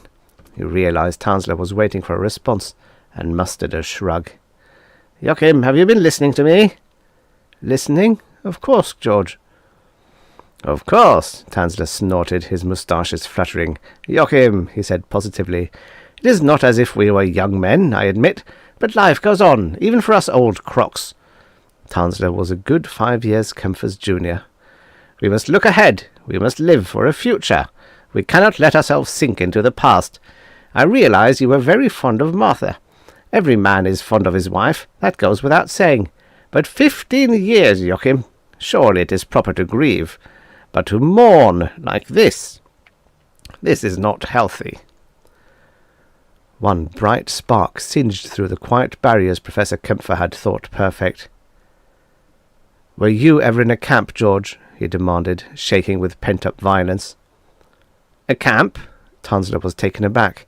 Of course not, Joachim, but you and Martha were not in a real lager. It was just you were under the state's protection, after all, Joachim. Professor Kempfer said stubbornly. But Martha died under the state's protection.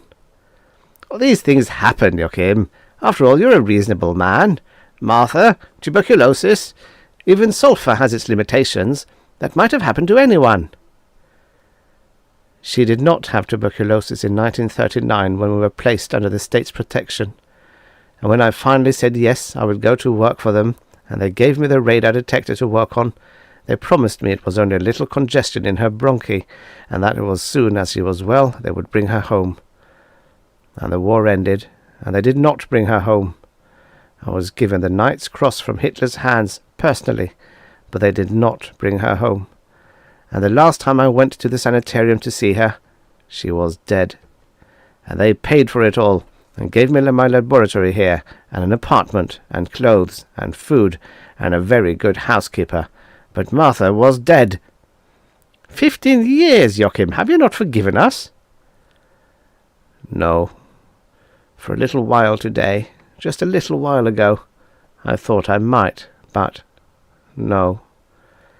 Tansler puffed out his lips and fluttered them with an exhaled breath. So, he said, what are you going to do to us for it? Professor Kempfer shook his head. To you? What should I do to you? The men who arranged these things are all dead or dying. If I had some means of hurting the Reich, and I do not, how could I revenge myself on these children? He looked towards the passers-by. What am I to them, or they to me? No, no, I am going to do nothing to you. Tansler raised his eyebrows and put his thick fingertips together. If you are going to do nothing to us, then what are you going to do to yourself? I'm going to go away. Already Professor Kempfer was ashamed of his outburst.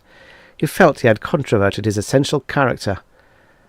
A man of science, after all, a thinking, reasoning man, could not let himself descend to emotional levels.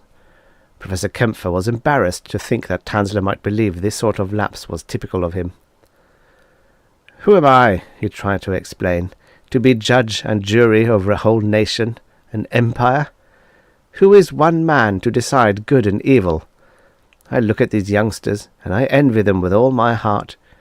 To be young, to find all the world arranged in orderly fashion for one's special benefit, to have been placed on a surfboard, free to ride the crest of the wave forever, and never to have to swim at all. Who am I, George? Who am I? But I do not like it here, so I am going away. Tanzler looked at him enigmatically. To Carlsbad, for the radium waters. Very helpful. We'll go together. He began pawing Professor Kempfer's arm with great heartiness. A splendid idea. I'll get the seats reserved on the morning train. We'll have a holiday, eh, Joachim? No. He struggled to his feet, pulling Tanzler's hand away from his arm. No! He staggered when Tanzler gave way. He began to walk fast, faster than he had walked in years. He looked over his shoulder and saw Tanzler lumbering after him. He began to run. He raised an arm. Taxi! Taxi! He lurched toward the curb while the strolling young people looked at him wide-eyed. He hurried through the ground-floor laboratory, his heart pumping wildly.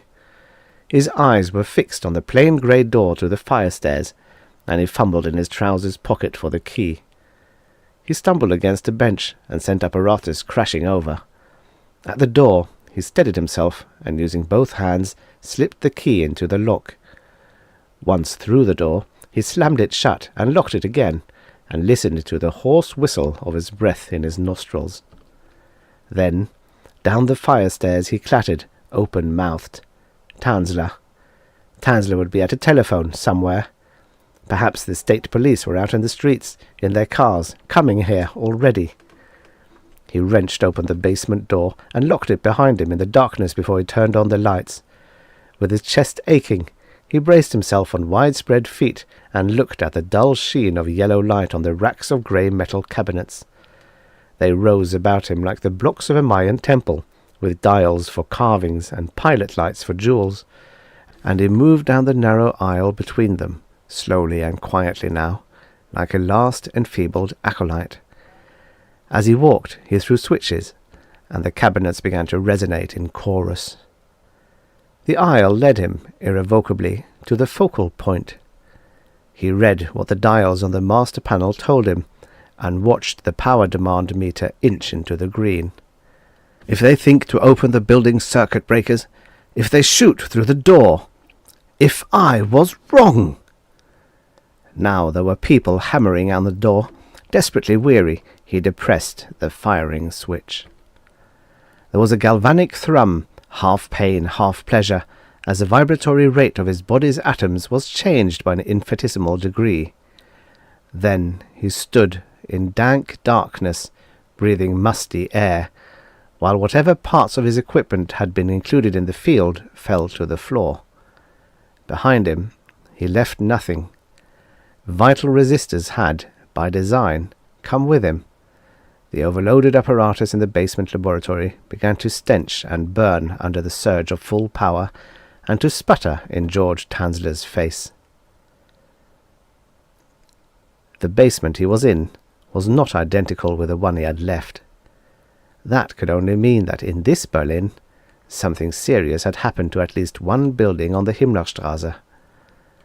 Professor Kempfer searched through the darkness with weary patience until he found a door, and while he searched he considered the thought that some upheaval, man-made or natural,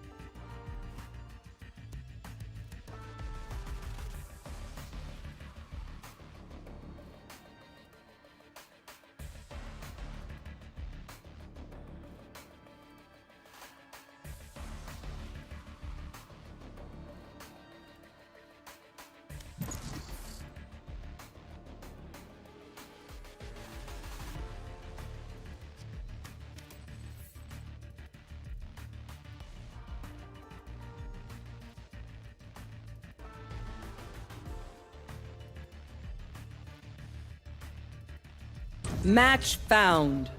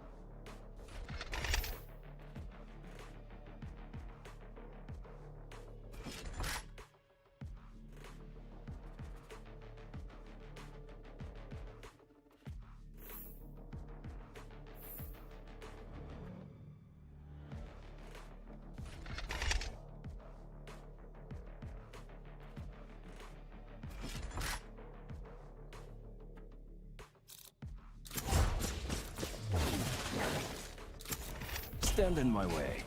I dare you.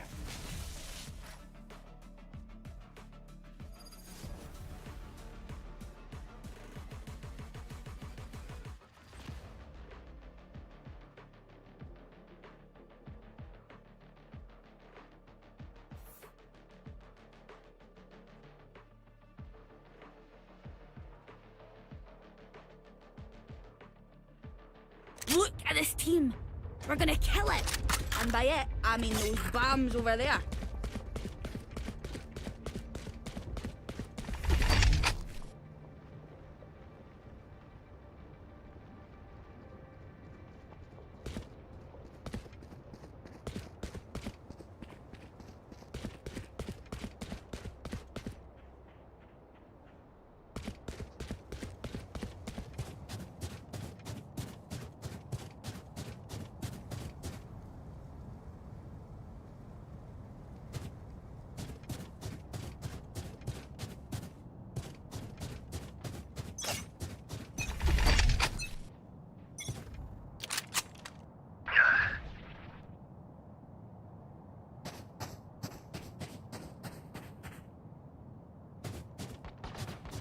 Turrets destroyed.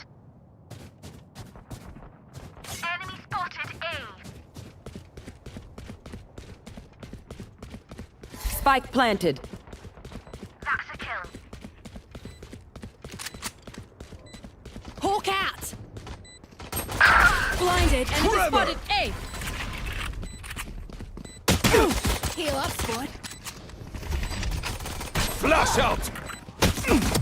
Buried. Reloading. Time to hunt. Bad luck. Last player standing. Drop in a smoke.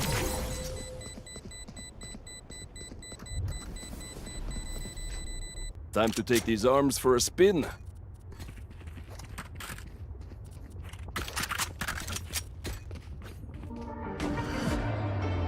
I'll cut through. Hell yeah! Who's up for another?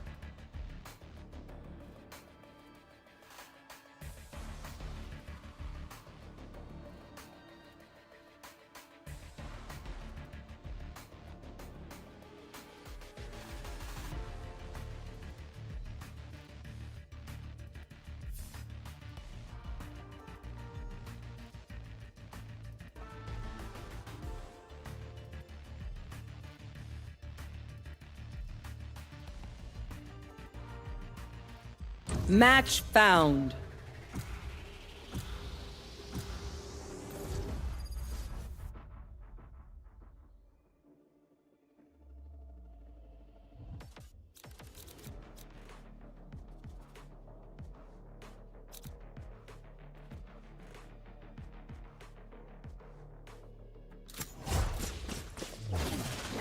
Hi guys.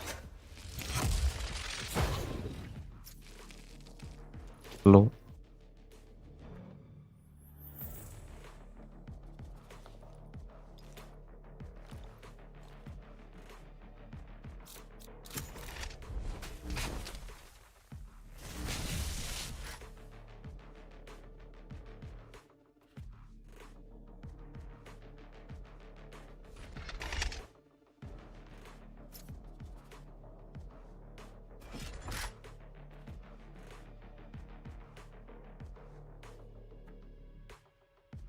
Yeah, we need a duelist.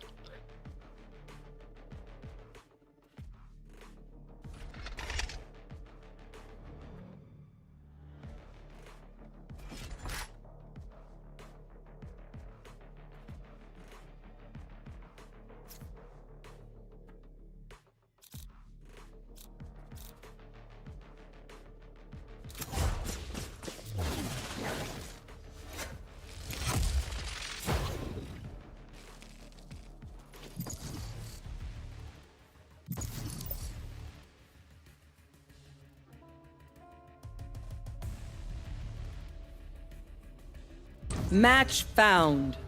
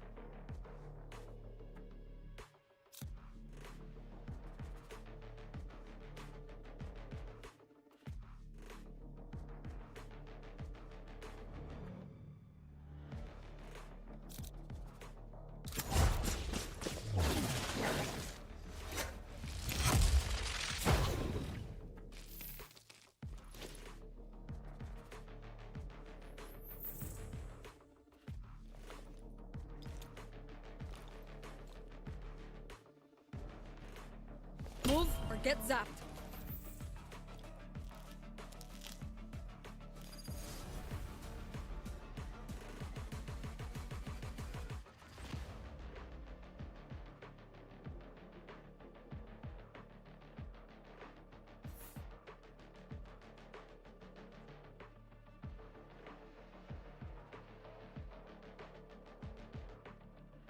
So, like, those blue things on the Arrowman's face are eyes, right? So he has three. Or is the middle one a mouth? Are they all mouths? Cool. Gotta go. I'm out of here. Go, go, go. I'm out of here.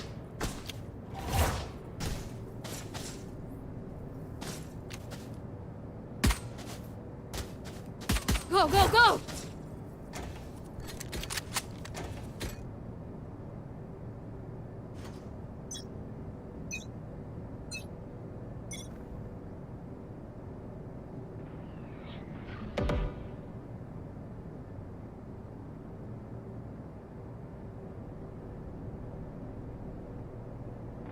Enough! Enemy spotted A. Spike down A. Healing over here. Reload. Reloading.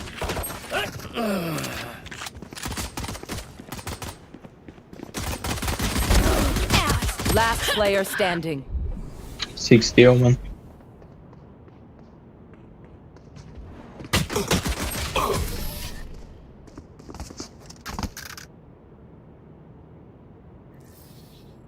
Another fight? Clean slate. Let's leave whatever happened in the past. Gotta go!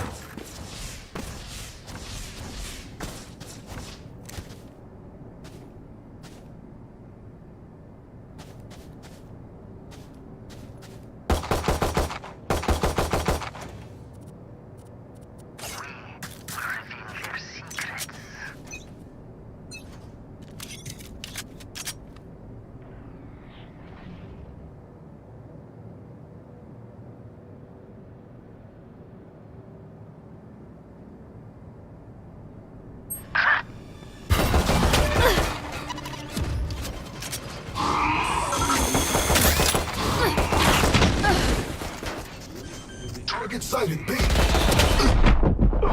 Spike planted.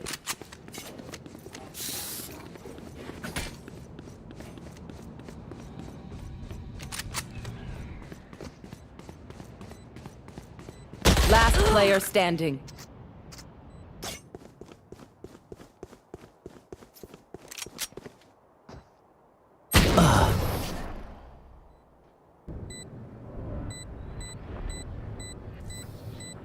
We move as a unit, okay? Last thing I need is some hero messing things up.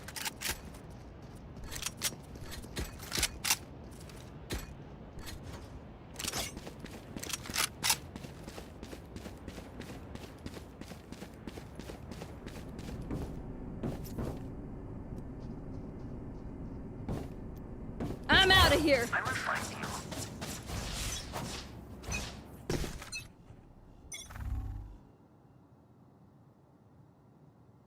Camera taken out.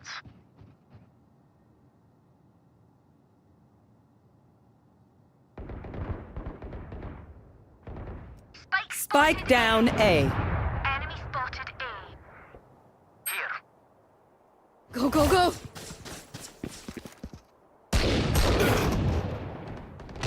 Enemy spotted A.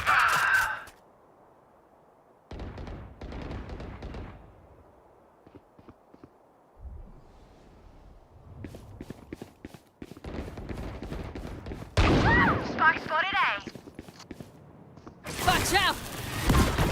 One enemy remaining.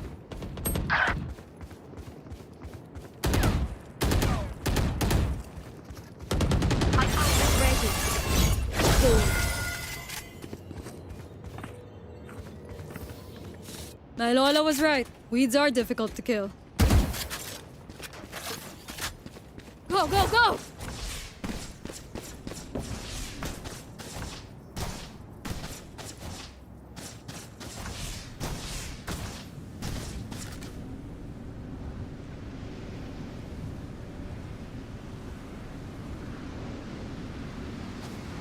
I'm here to stay.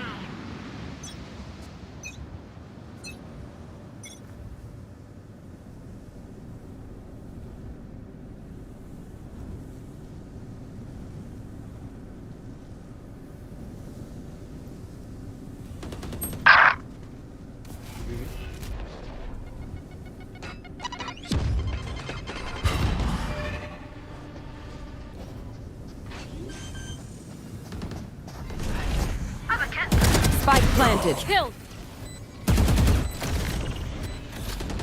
Someone's at attack.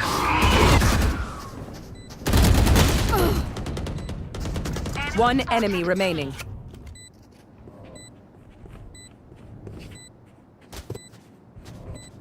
I'm out of stuff. Reloading.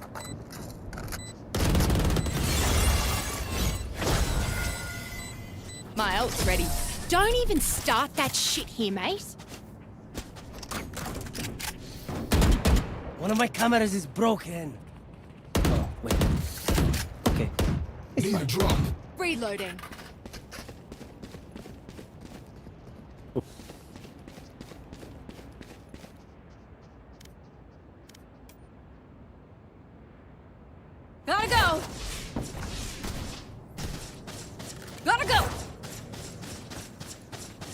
all old.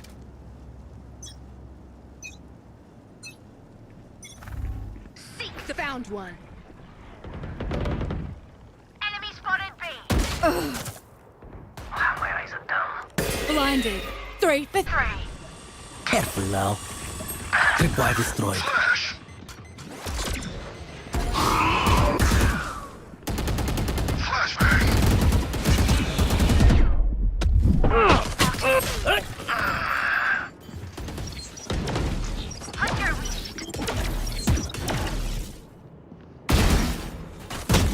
Spike down A.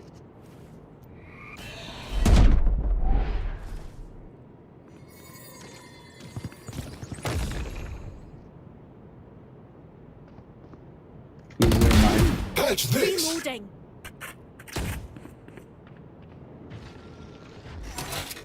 Suppressing. One suppressed. One enemy remaining. Bye.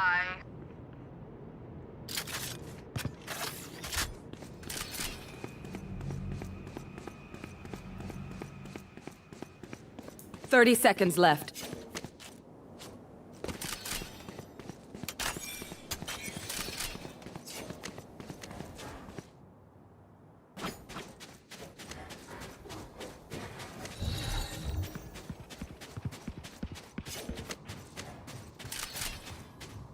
Ten seconds left.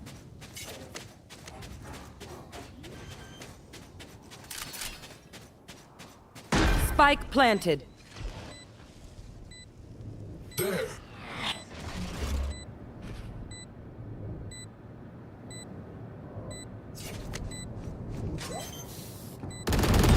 Reloading. No radionite for you, wee man. Drop in a smoke. Drop in a smoke. I'm no doctor, but I can patch a bullet hole or two. Let me know if you need healing.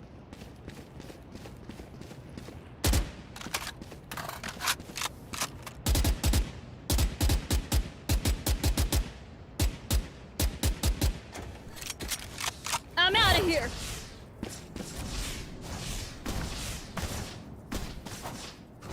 I use the bubble on shower.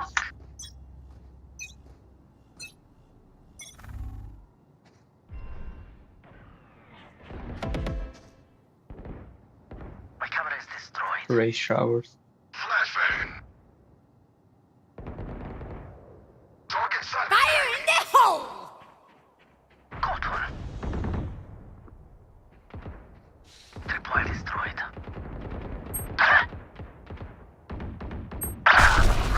Scatter. Last player standing. Flawless.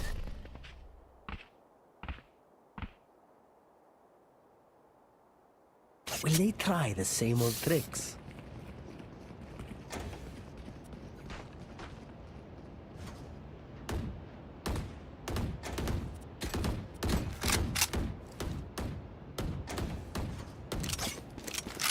Go, go, go!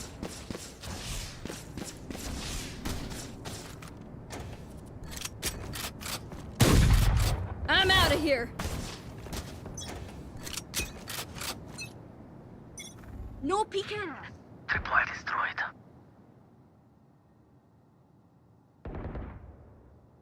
Camera taken out.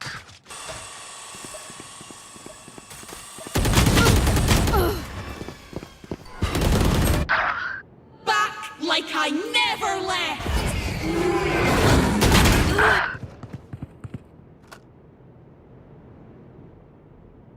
Spike planted. Come get it.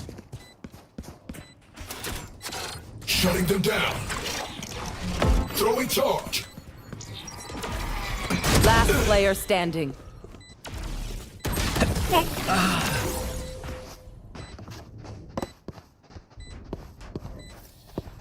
We know what we're doing. Trust each other and we'll be fine.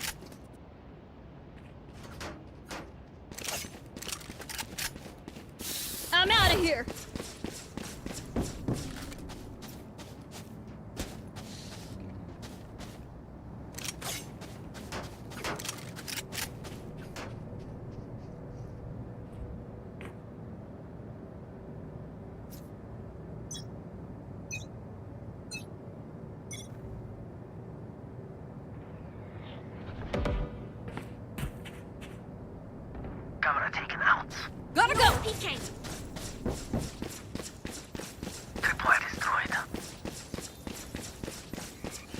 Almost out.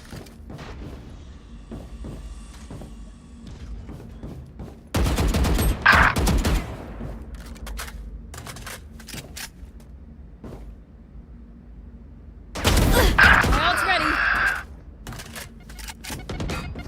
Go, go, go.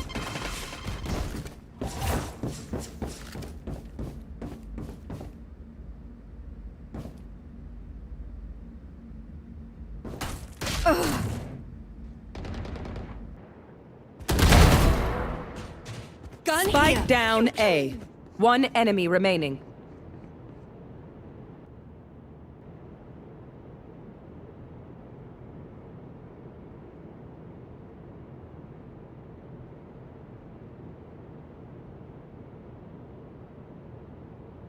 Thirty seconds left.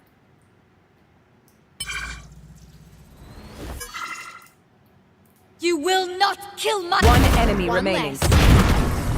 That's the last of them.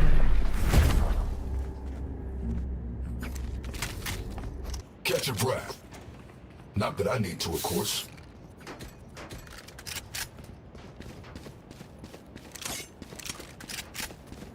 Gotta go.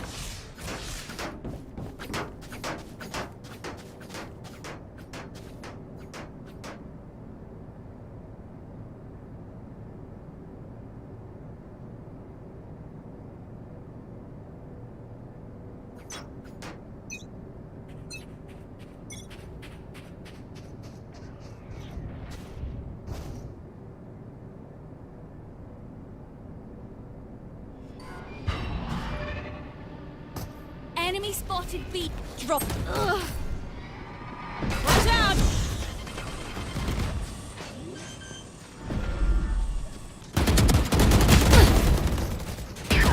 Spike down B.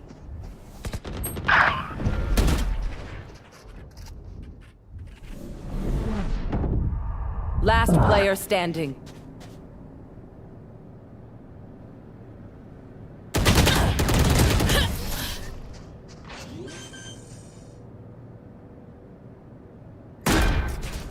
My advice, don't get shot.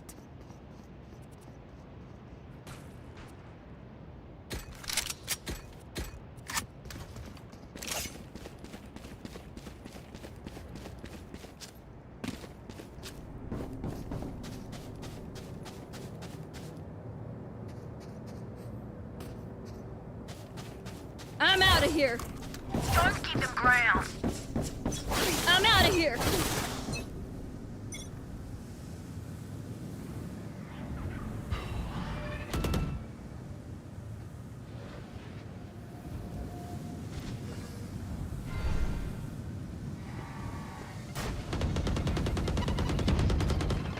Fire in the hole! No one walks away. Them out.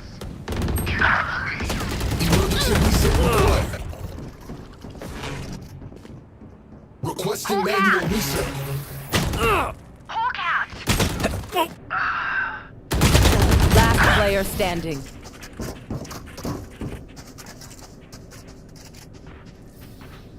Just some good old hard yakka, standing in between us and victory. I'm gonna save.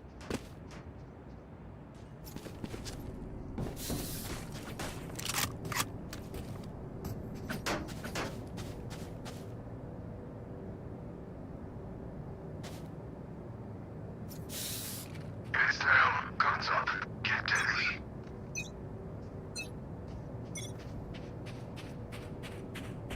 I'll have my eyes on down. Target sighted, A.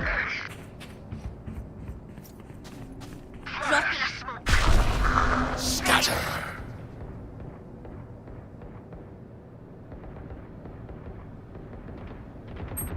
Ended.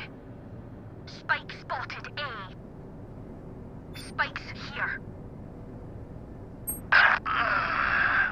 Gotta go.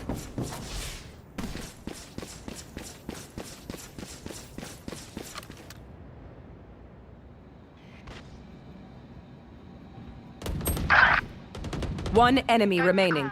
My Last showers. ready.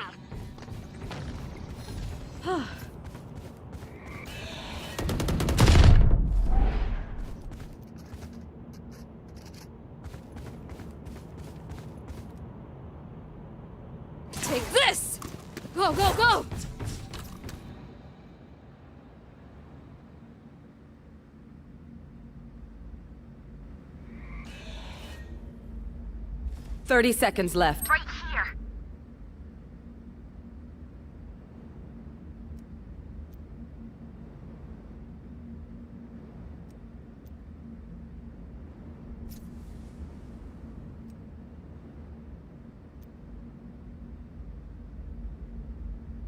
Ten seconds left.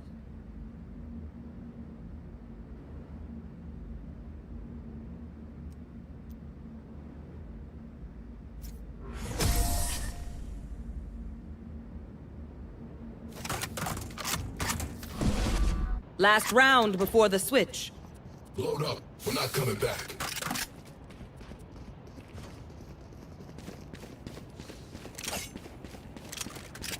Gotta go!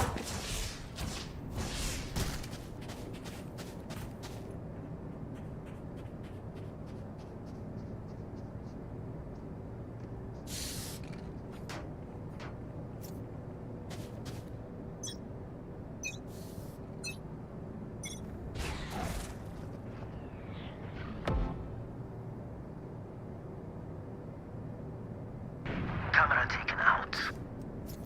Rain alert, you know. Go, go, go!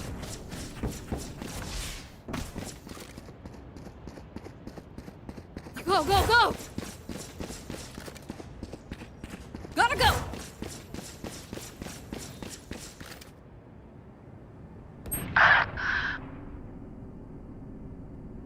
Tripwire destroyed.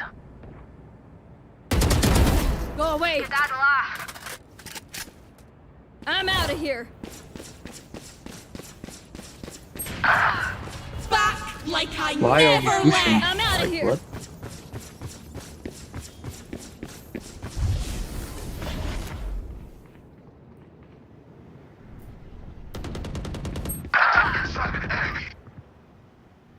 Here we go!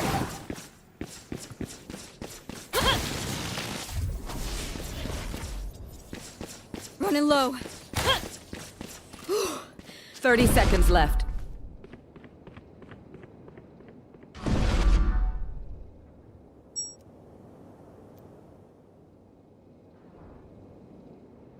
The hunt begins! Go, go, go! One enemy remaining. 10 seconds left. Running low. Time to die. Don't make a fuss. Spike is big.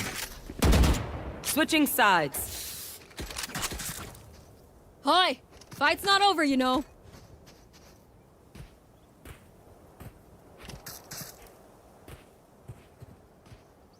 Gotta go!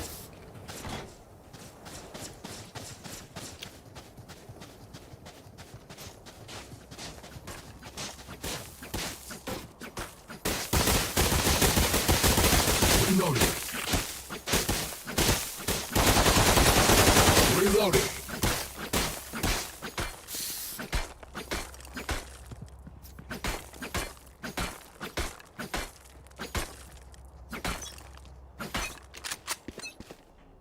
Knife deployed. One suppressed.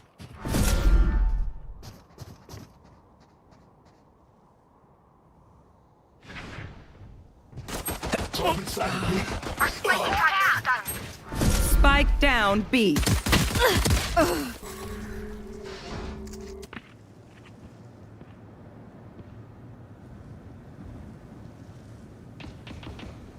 Last player standing.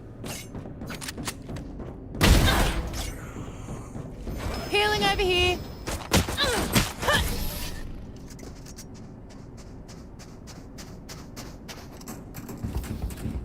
Attack when they're suppressed. I cut their options, they make mistakes.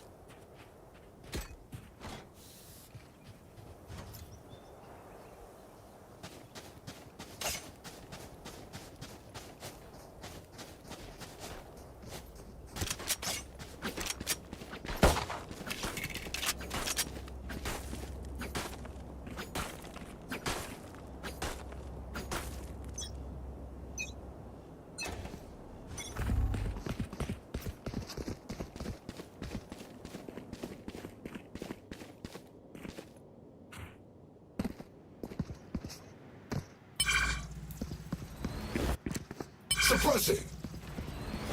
Dropping smoke. One suppressed. Hold this way! Gotta go!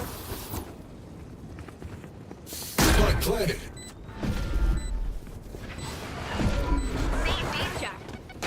Go, go, go! Heal us, blood! Right here! Enemy spotted A! Take this! Gotta go! Out of charges! Got him! Last player standing.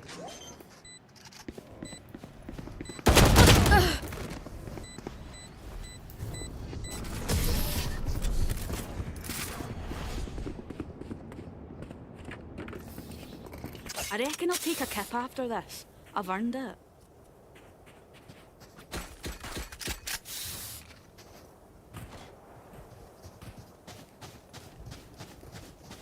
I'm out of here.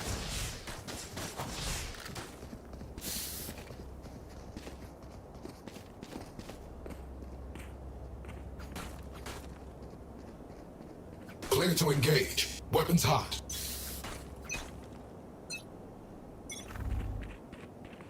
Hawk out!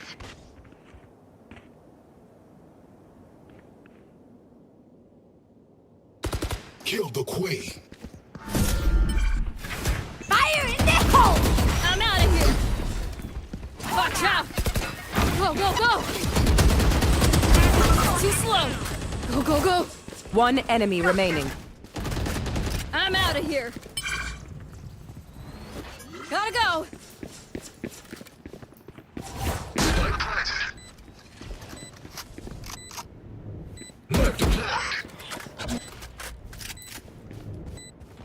Flawless. That was clean. Keep it up. I'll shut them down.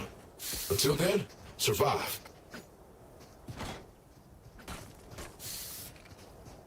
Go, go, go!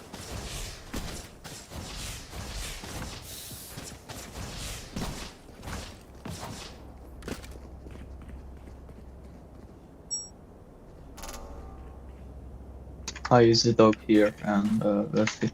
Time to mobilize my pack.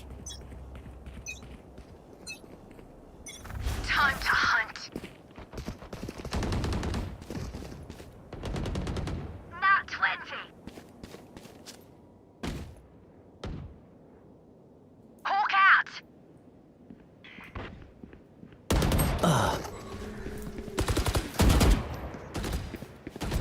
Target sighted A. My ult's ready. Here, this Shut way. them down. Gotta go. Spike planted. Reloading.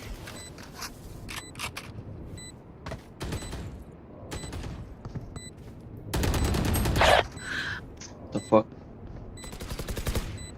One enemy remaining.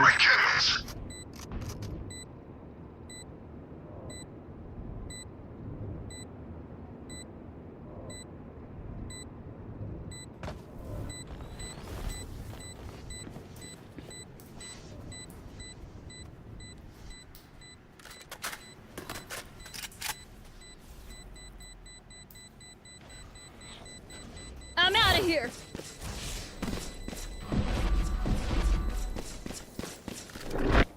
I'm out of here.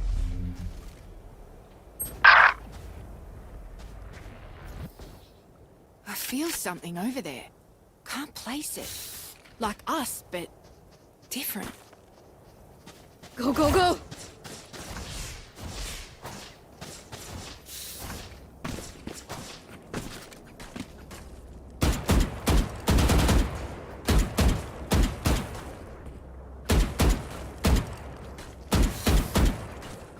Find the weak point and break it. Time to hunt. Knife deployed. Fade is long. Target sighted A. No one walks away. Coming through. Enemy spotted. Gotta go. KO. Right, my ult is ready. Hawk out. One enemy remaining. Reloading.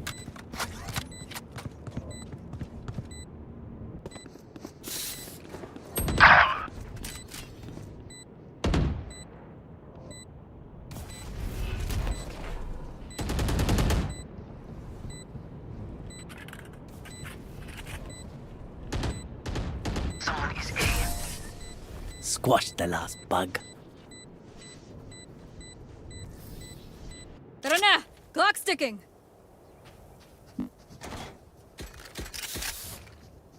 I'm out of here!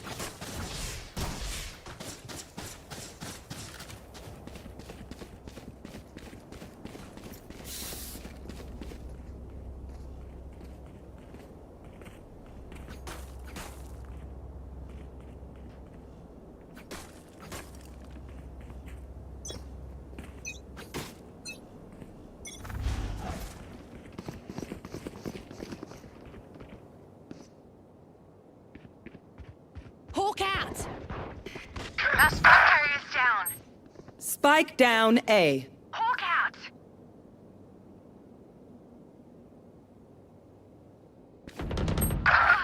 Back like I never left!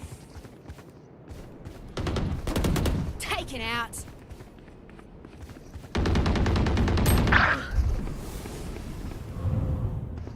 Watch out!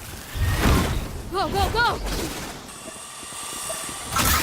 Last player standing. Smart move! My ult's ready! Sage I got flanking. Spike. You will not kill my allies!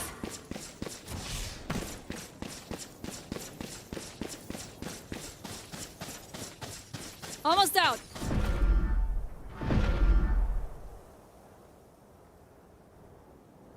Gotta go!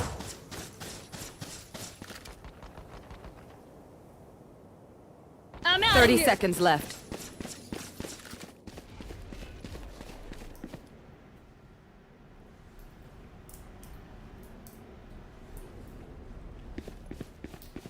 Go, go, go!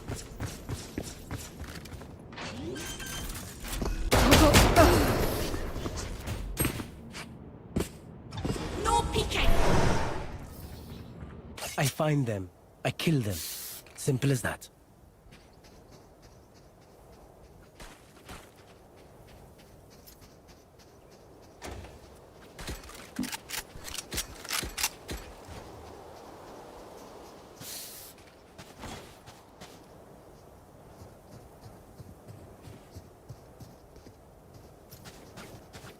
Don't worry, I'll keep them quiet.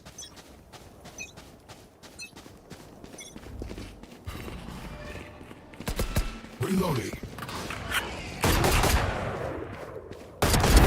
Nice try! Flashbang. Fire in the hole! Take this! I'm out of here! Spike's down. Spike down A.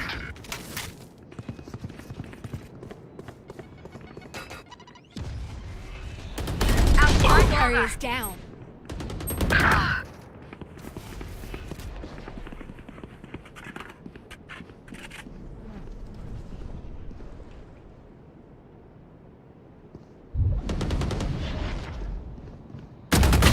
My ult's ready.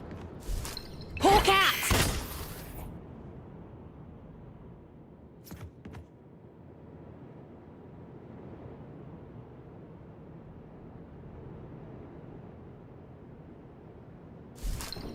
Hawk out!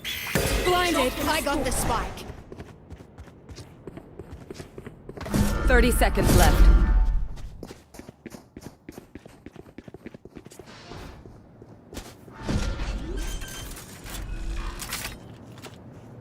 Spike planted. Seek them out. Found one. One enemy remaining.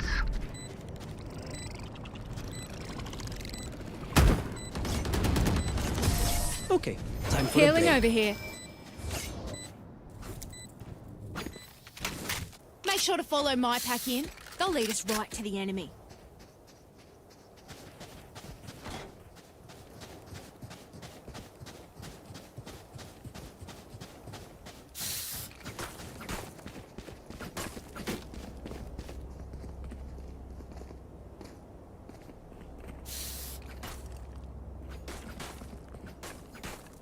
Ah, break's over. Time to hunt. Shutting them down. Reloading.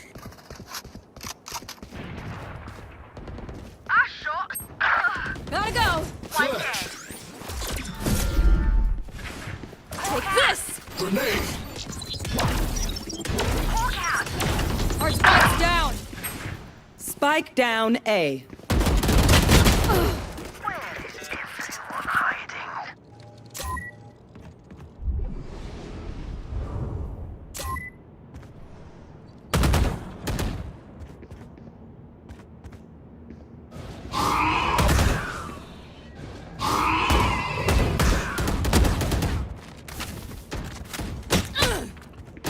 Last player standing. Fate's a corner. One enemy remaining.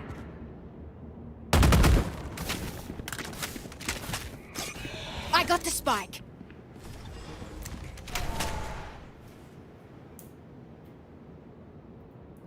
I'm out of stuff. 30 seconds left.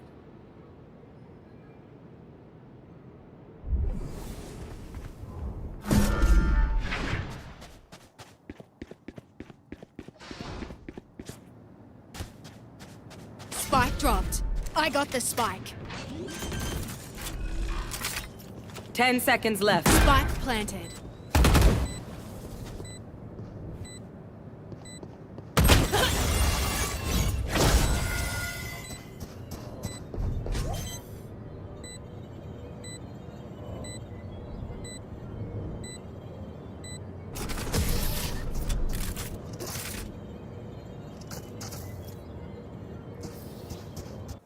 This reminds me of this one time where I, Actually, never mind.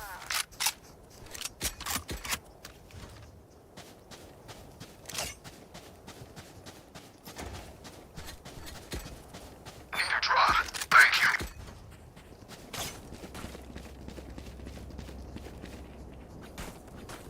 Now, where to set up shop?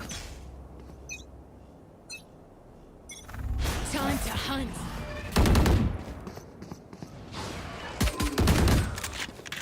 Face your fear! no peeking.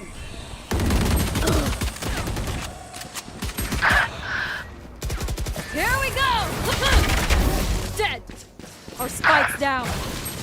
Spike down A. Last player standing.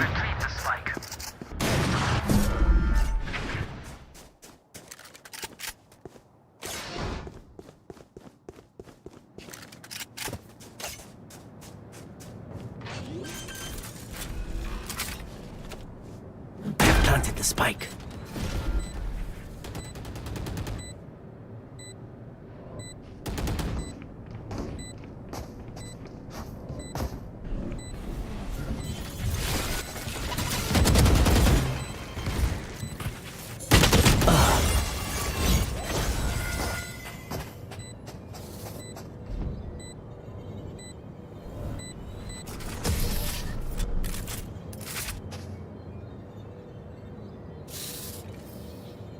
I can't see them yet, but I can feel them getting ready.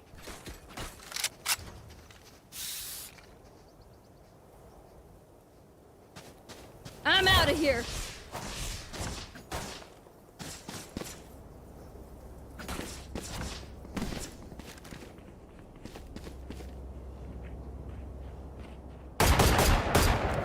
Let's go.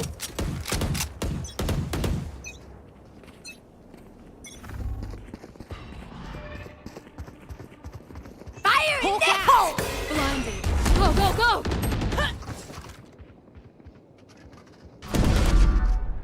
Someone is A. Got one. My ult's ready. No one walks away. Enemy spotted A. Go, go, go!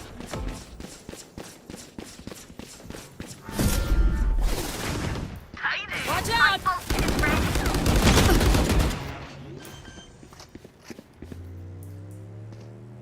One enemy Take it remaining. out.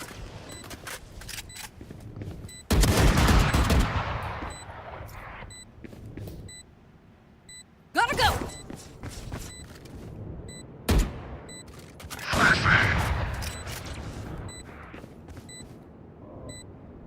Flash.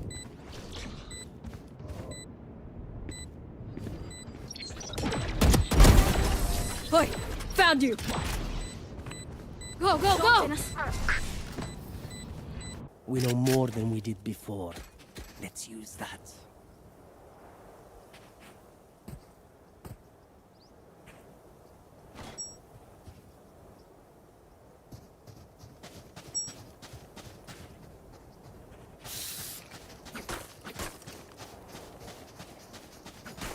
I'm out of here.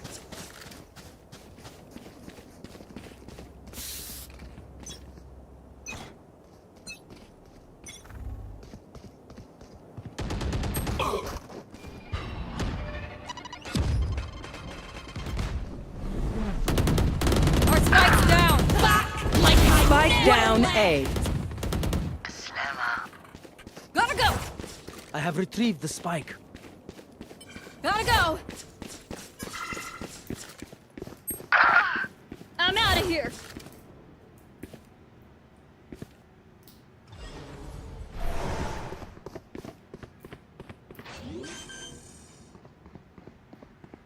Coming through. Planted the spike. Go, go, go.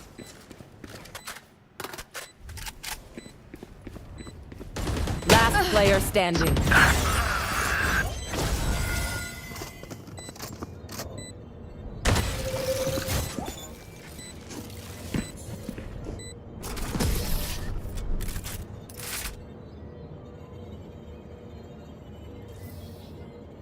Match point.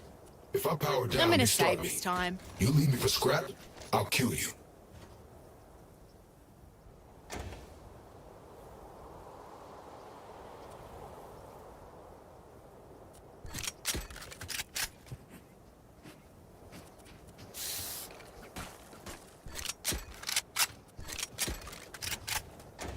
I got yous, okay?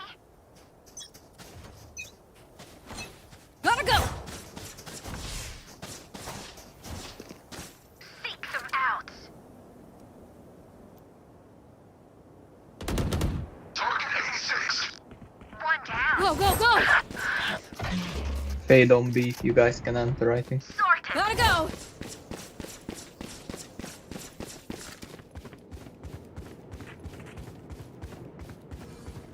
I'm out of here. Throw in charge. Spike planet. Go, go, go.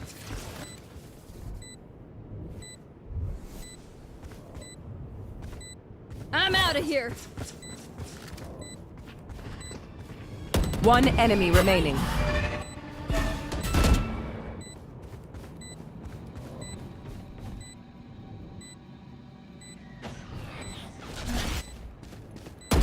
Now it's ready.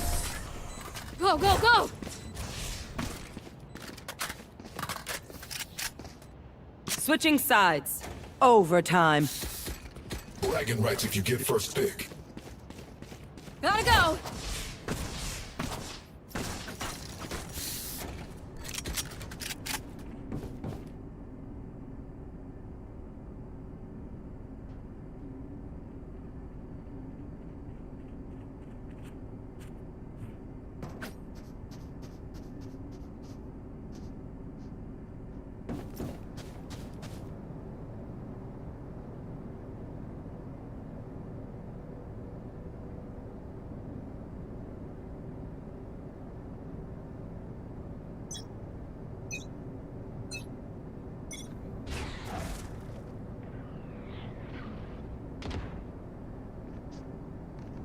It's probably B.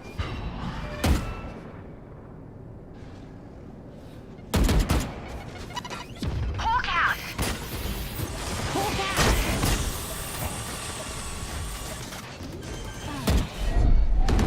Spike down B. Bye-bye. Get lost. Gotta go.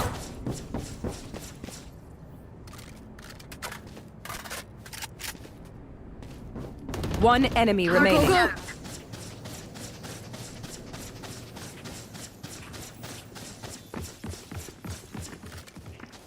I'm out of here.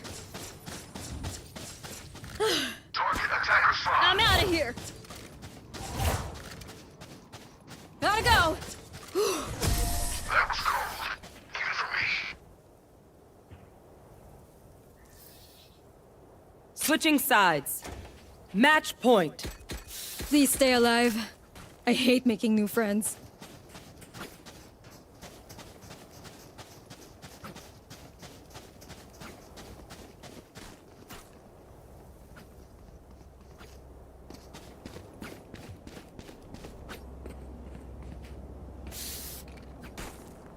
Don't give them ground. Time to hunt.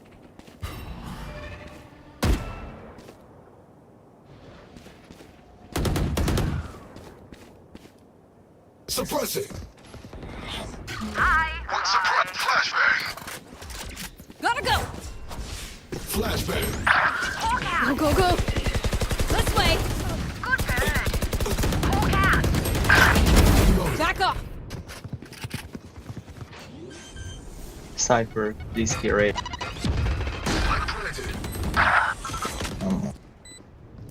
Last player standing.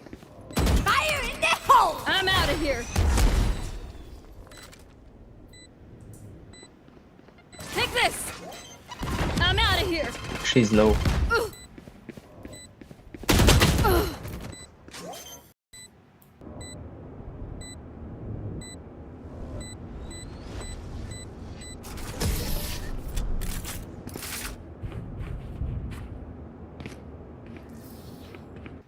Switching sides.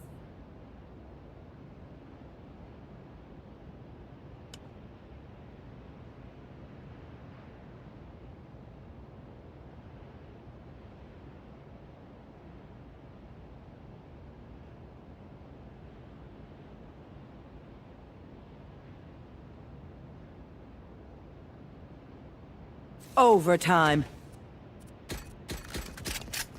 If you see one of my creatures, it's a good thing, all right?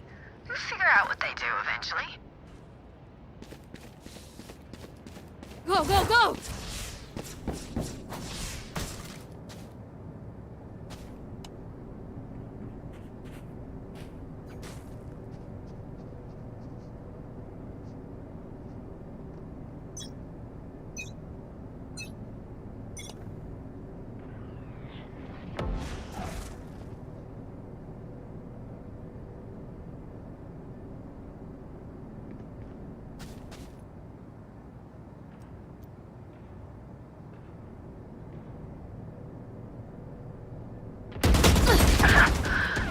Watch out!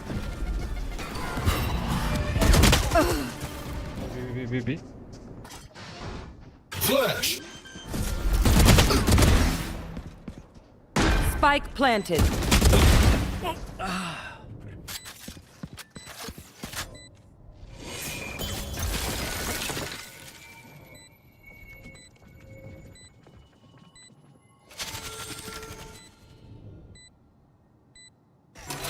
Suppressing.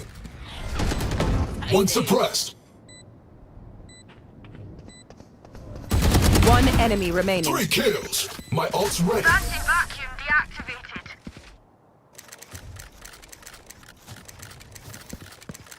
Switching sides. Match point. Don't sit down. We're not done yet.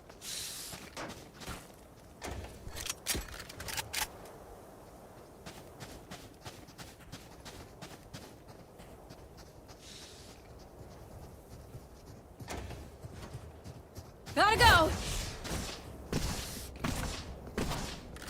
I don't quit.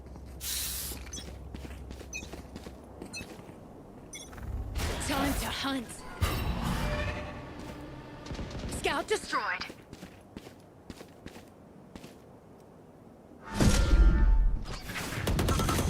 Do not resist. Knife deployed. One suppressed. Reloading. Hawk out. Come get some. This way! Carrier is killed. Gotta go! Spike I got down spike. A. Go, go, go! One enemy remaining. Go, go, go! That's done. Quick break. Attackers win.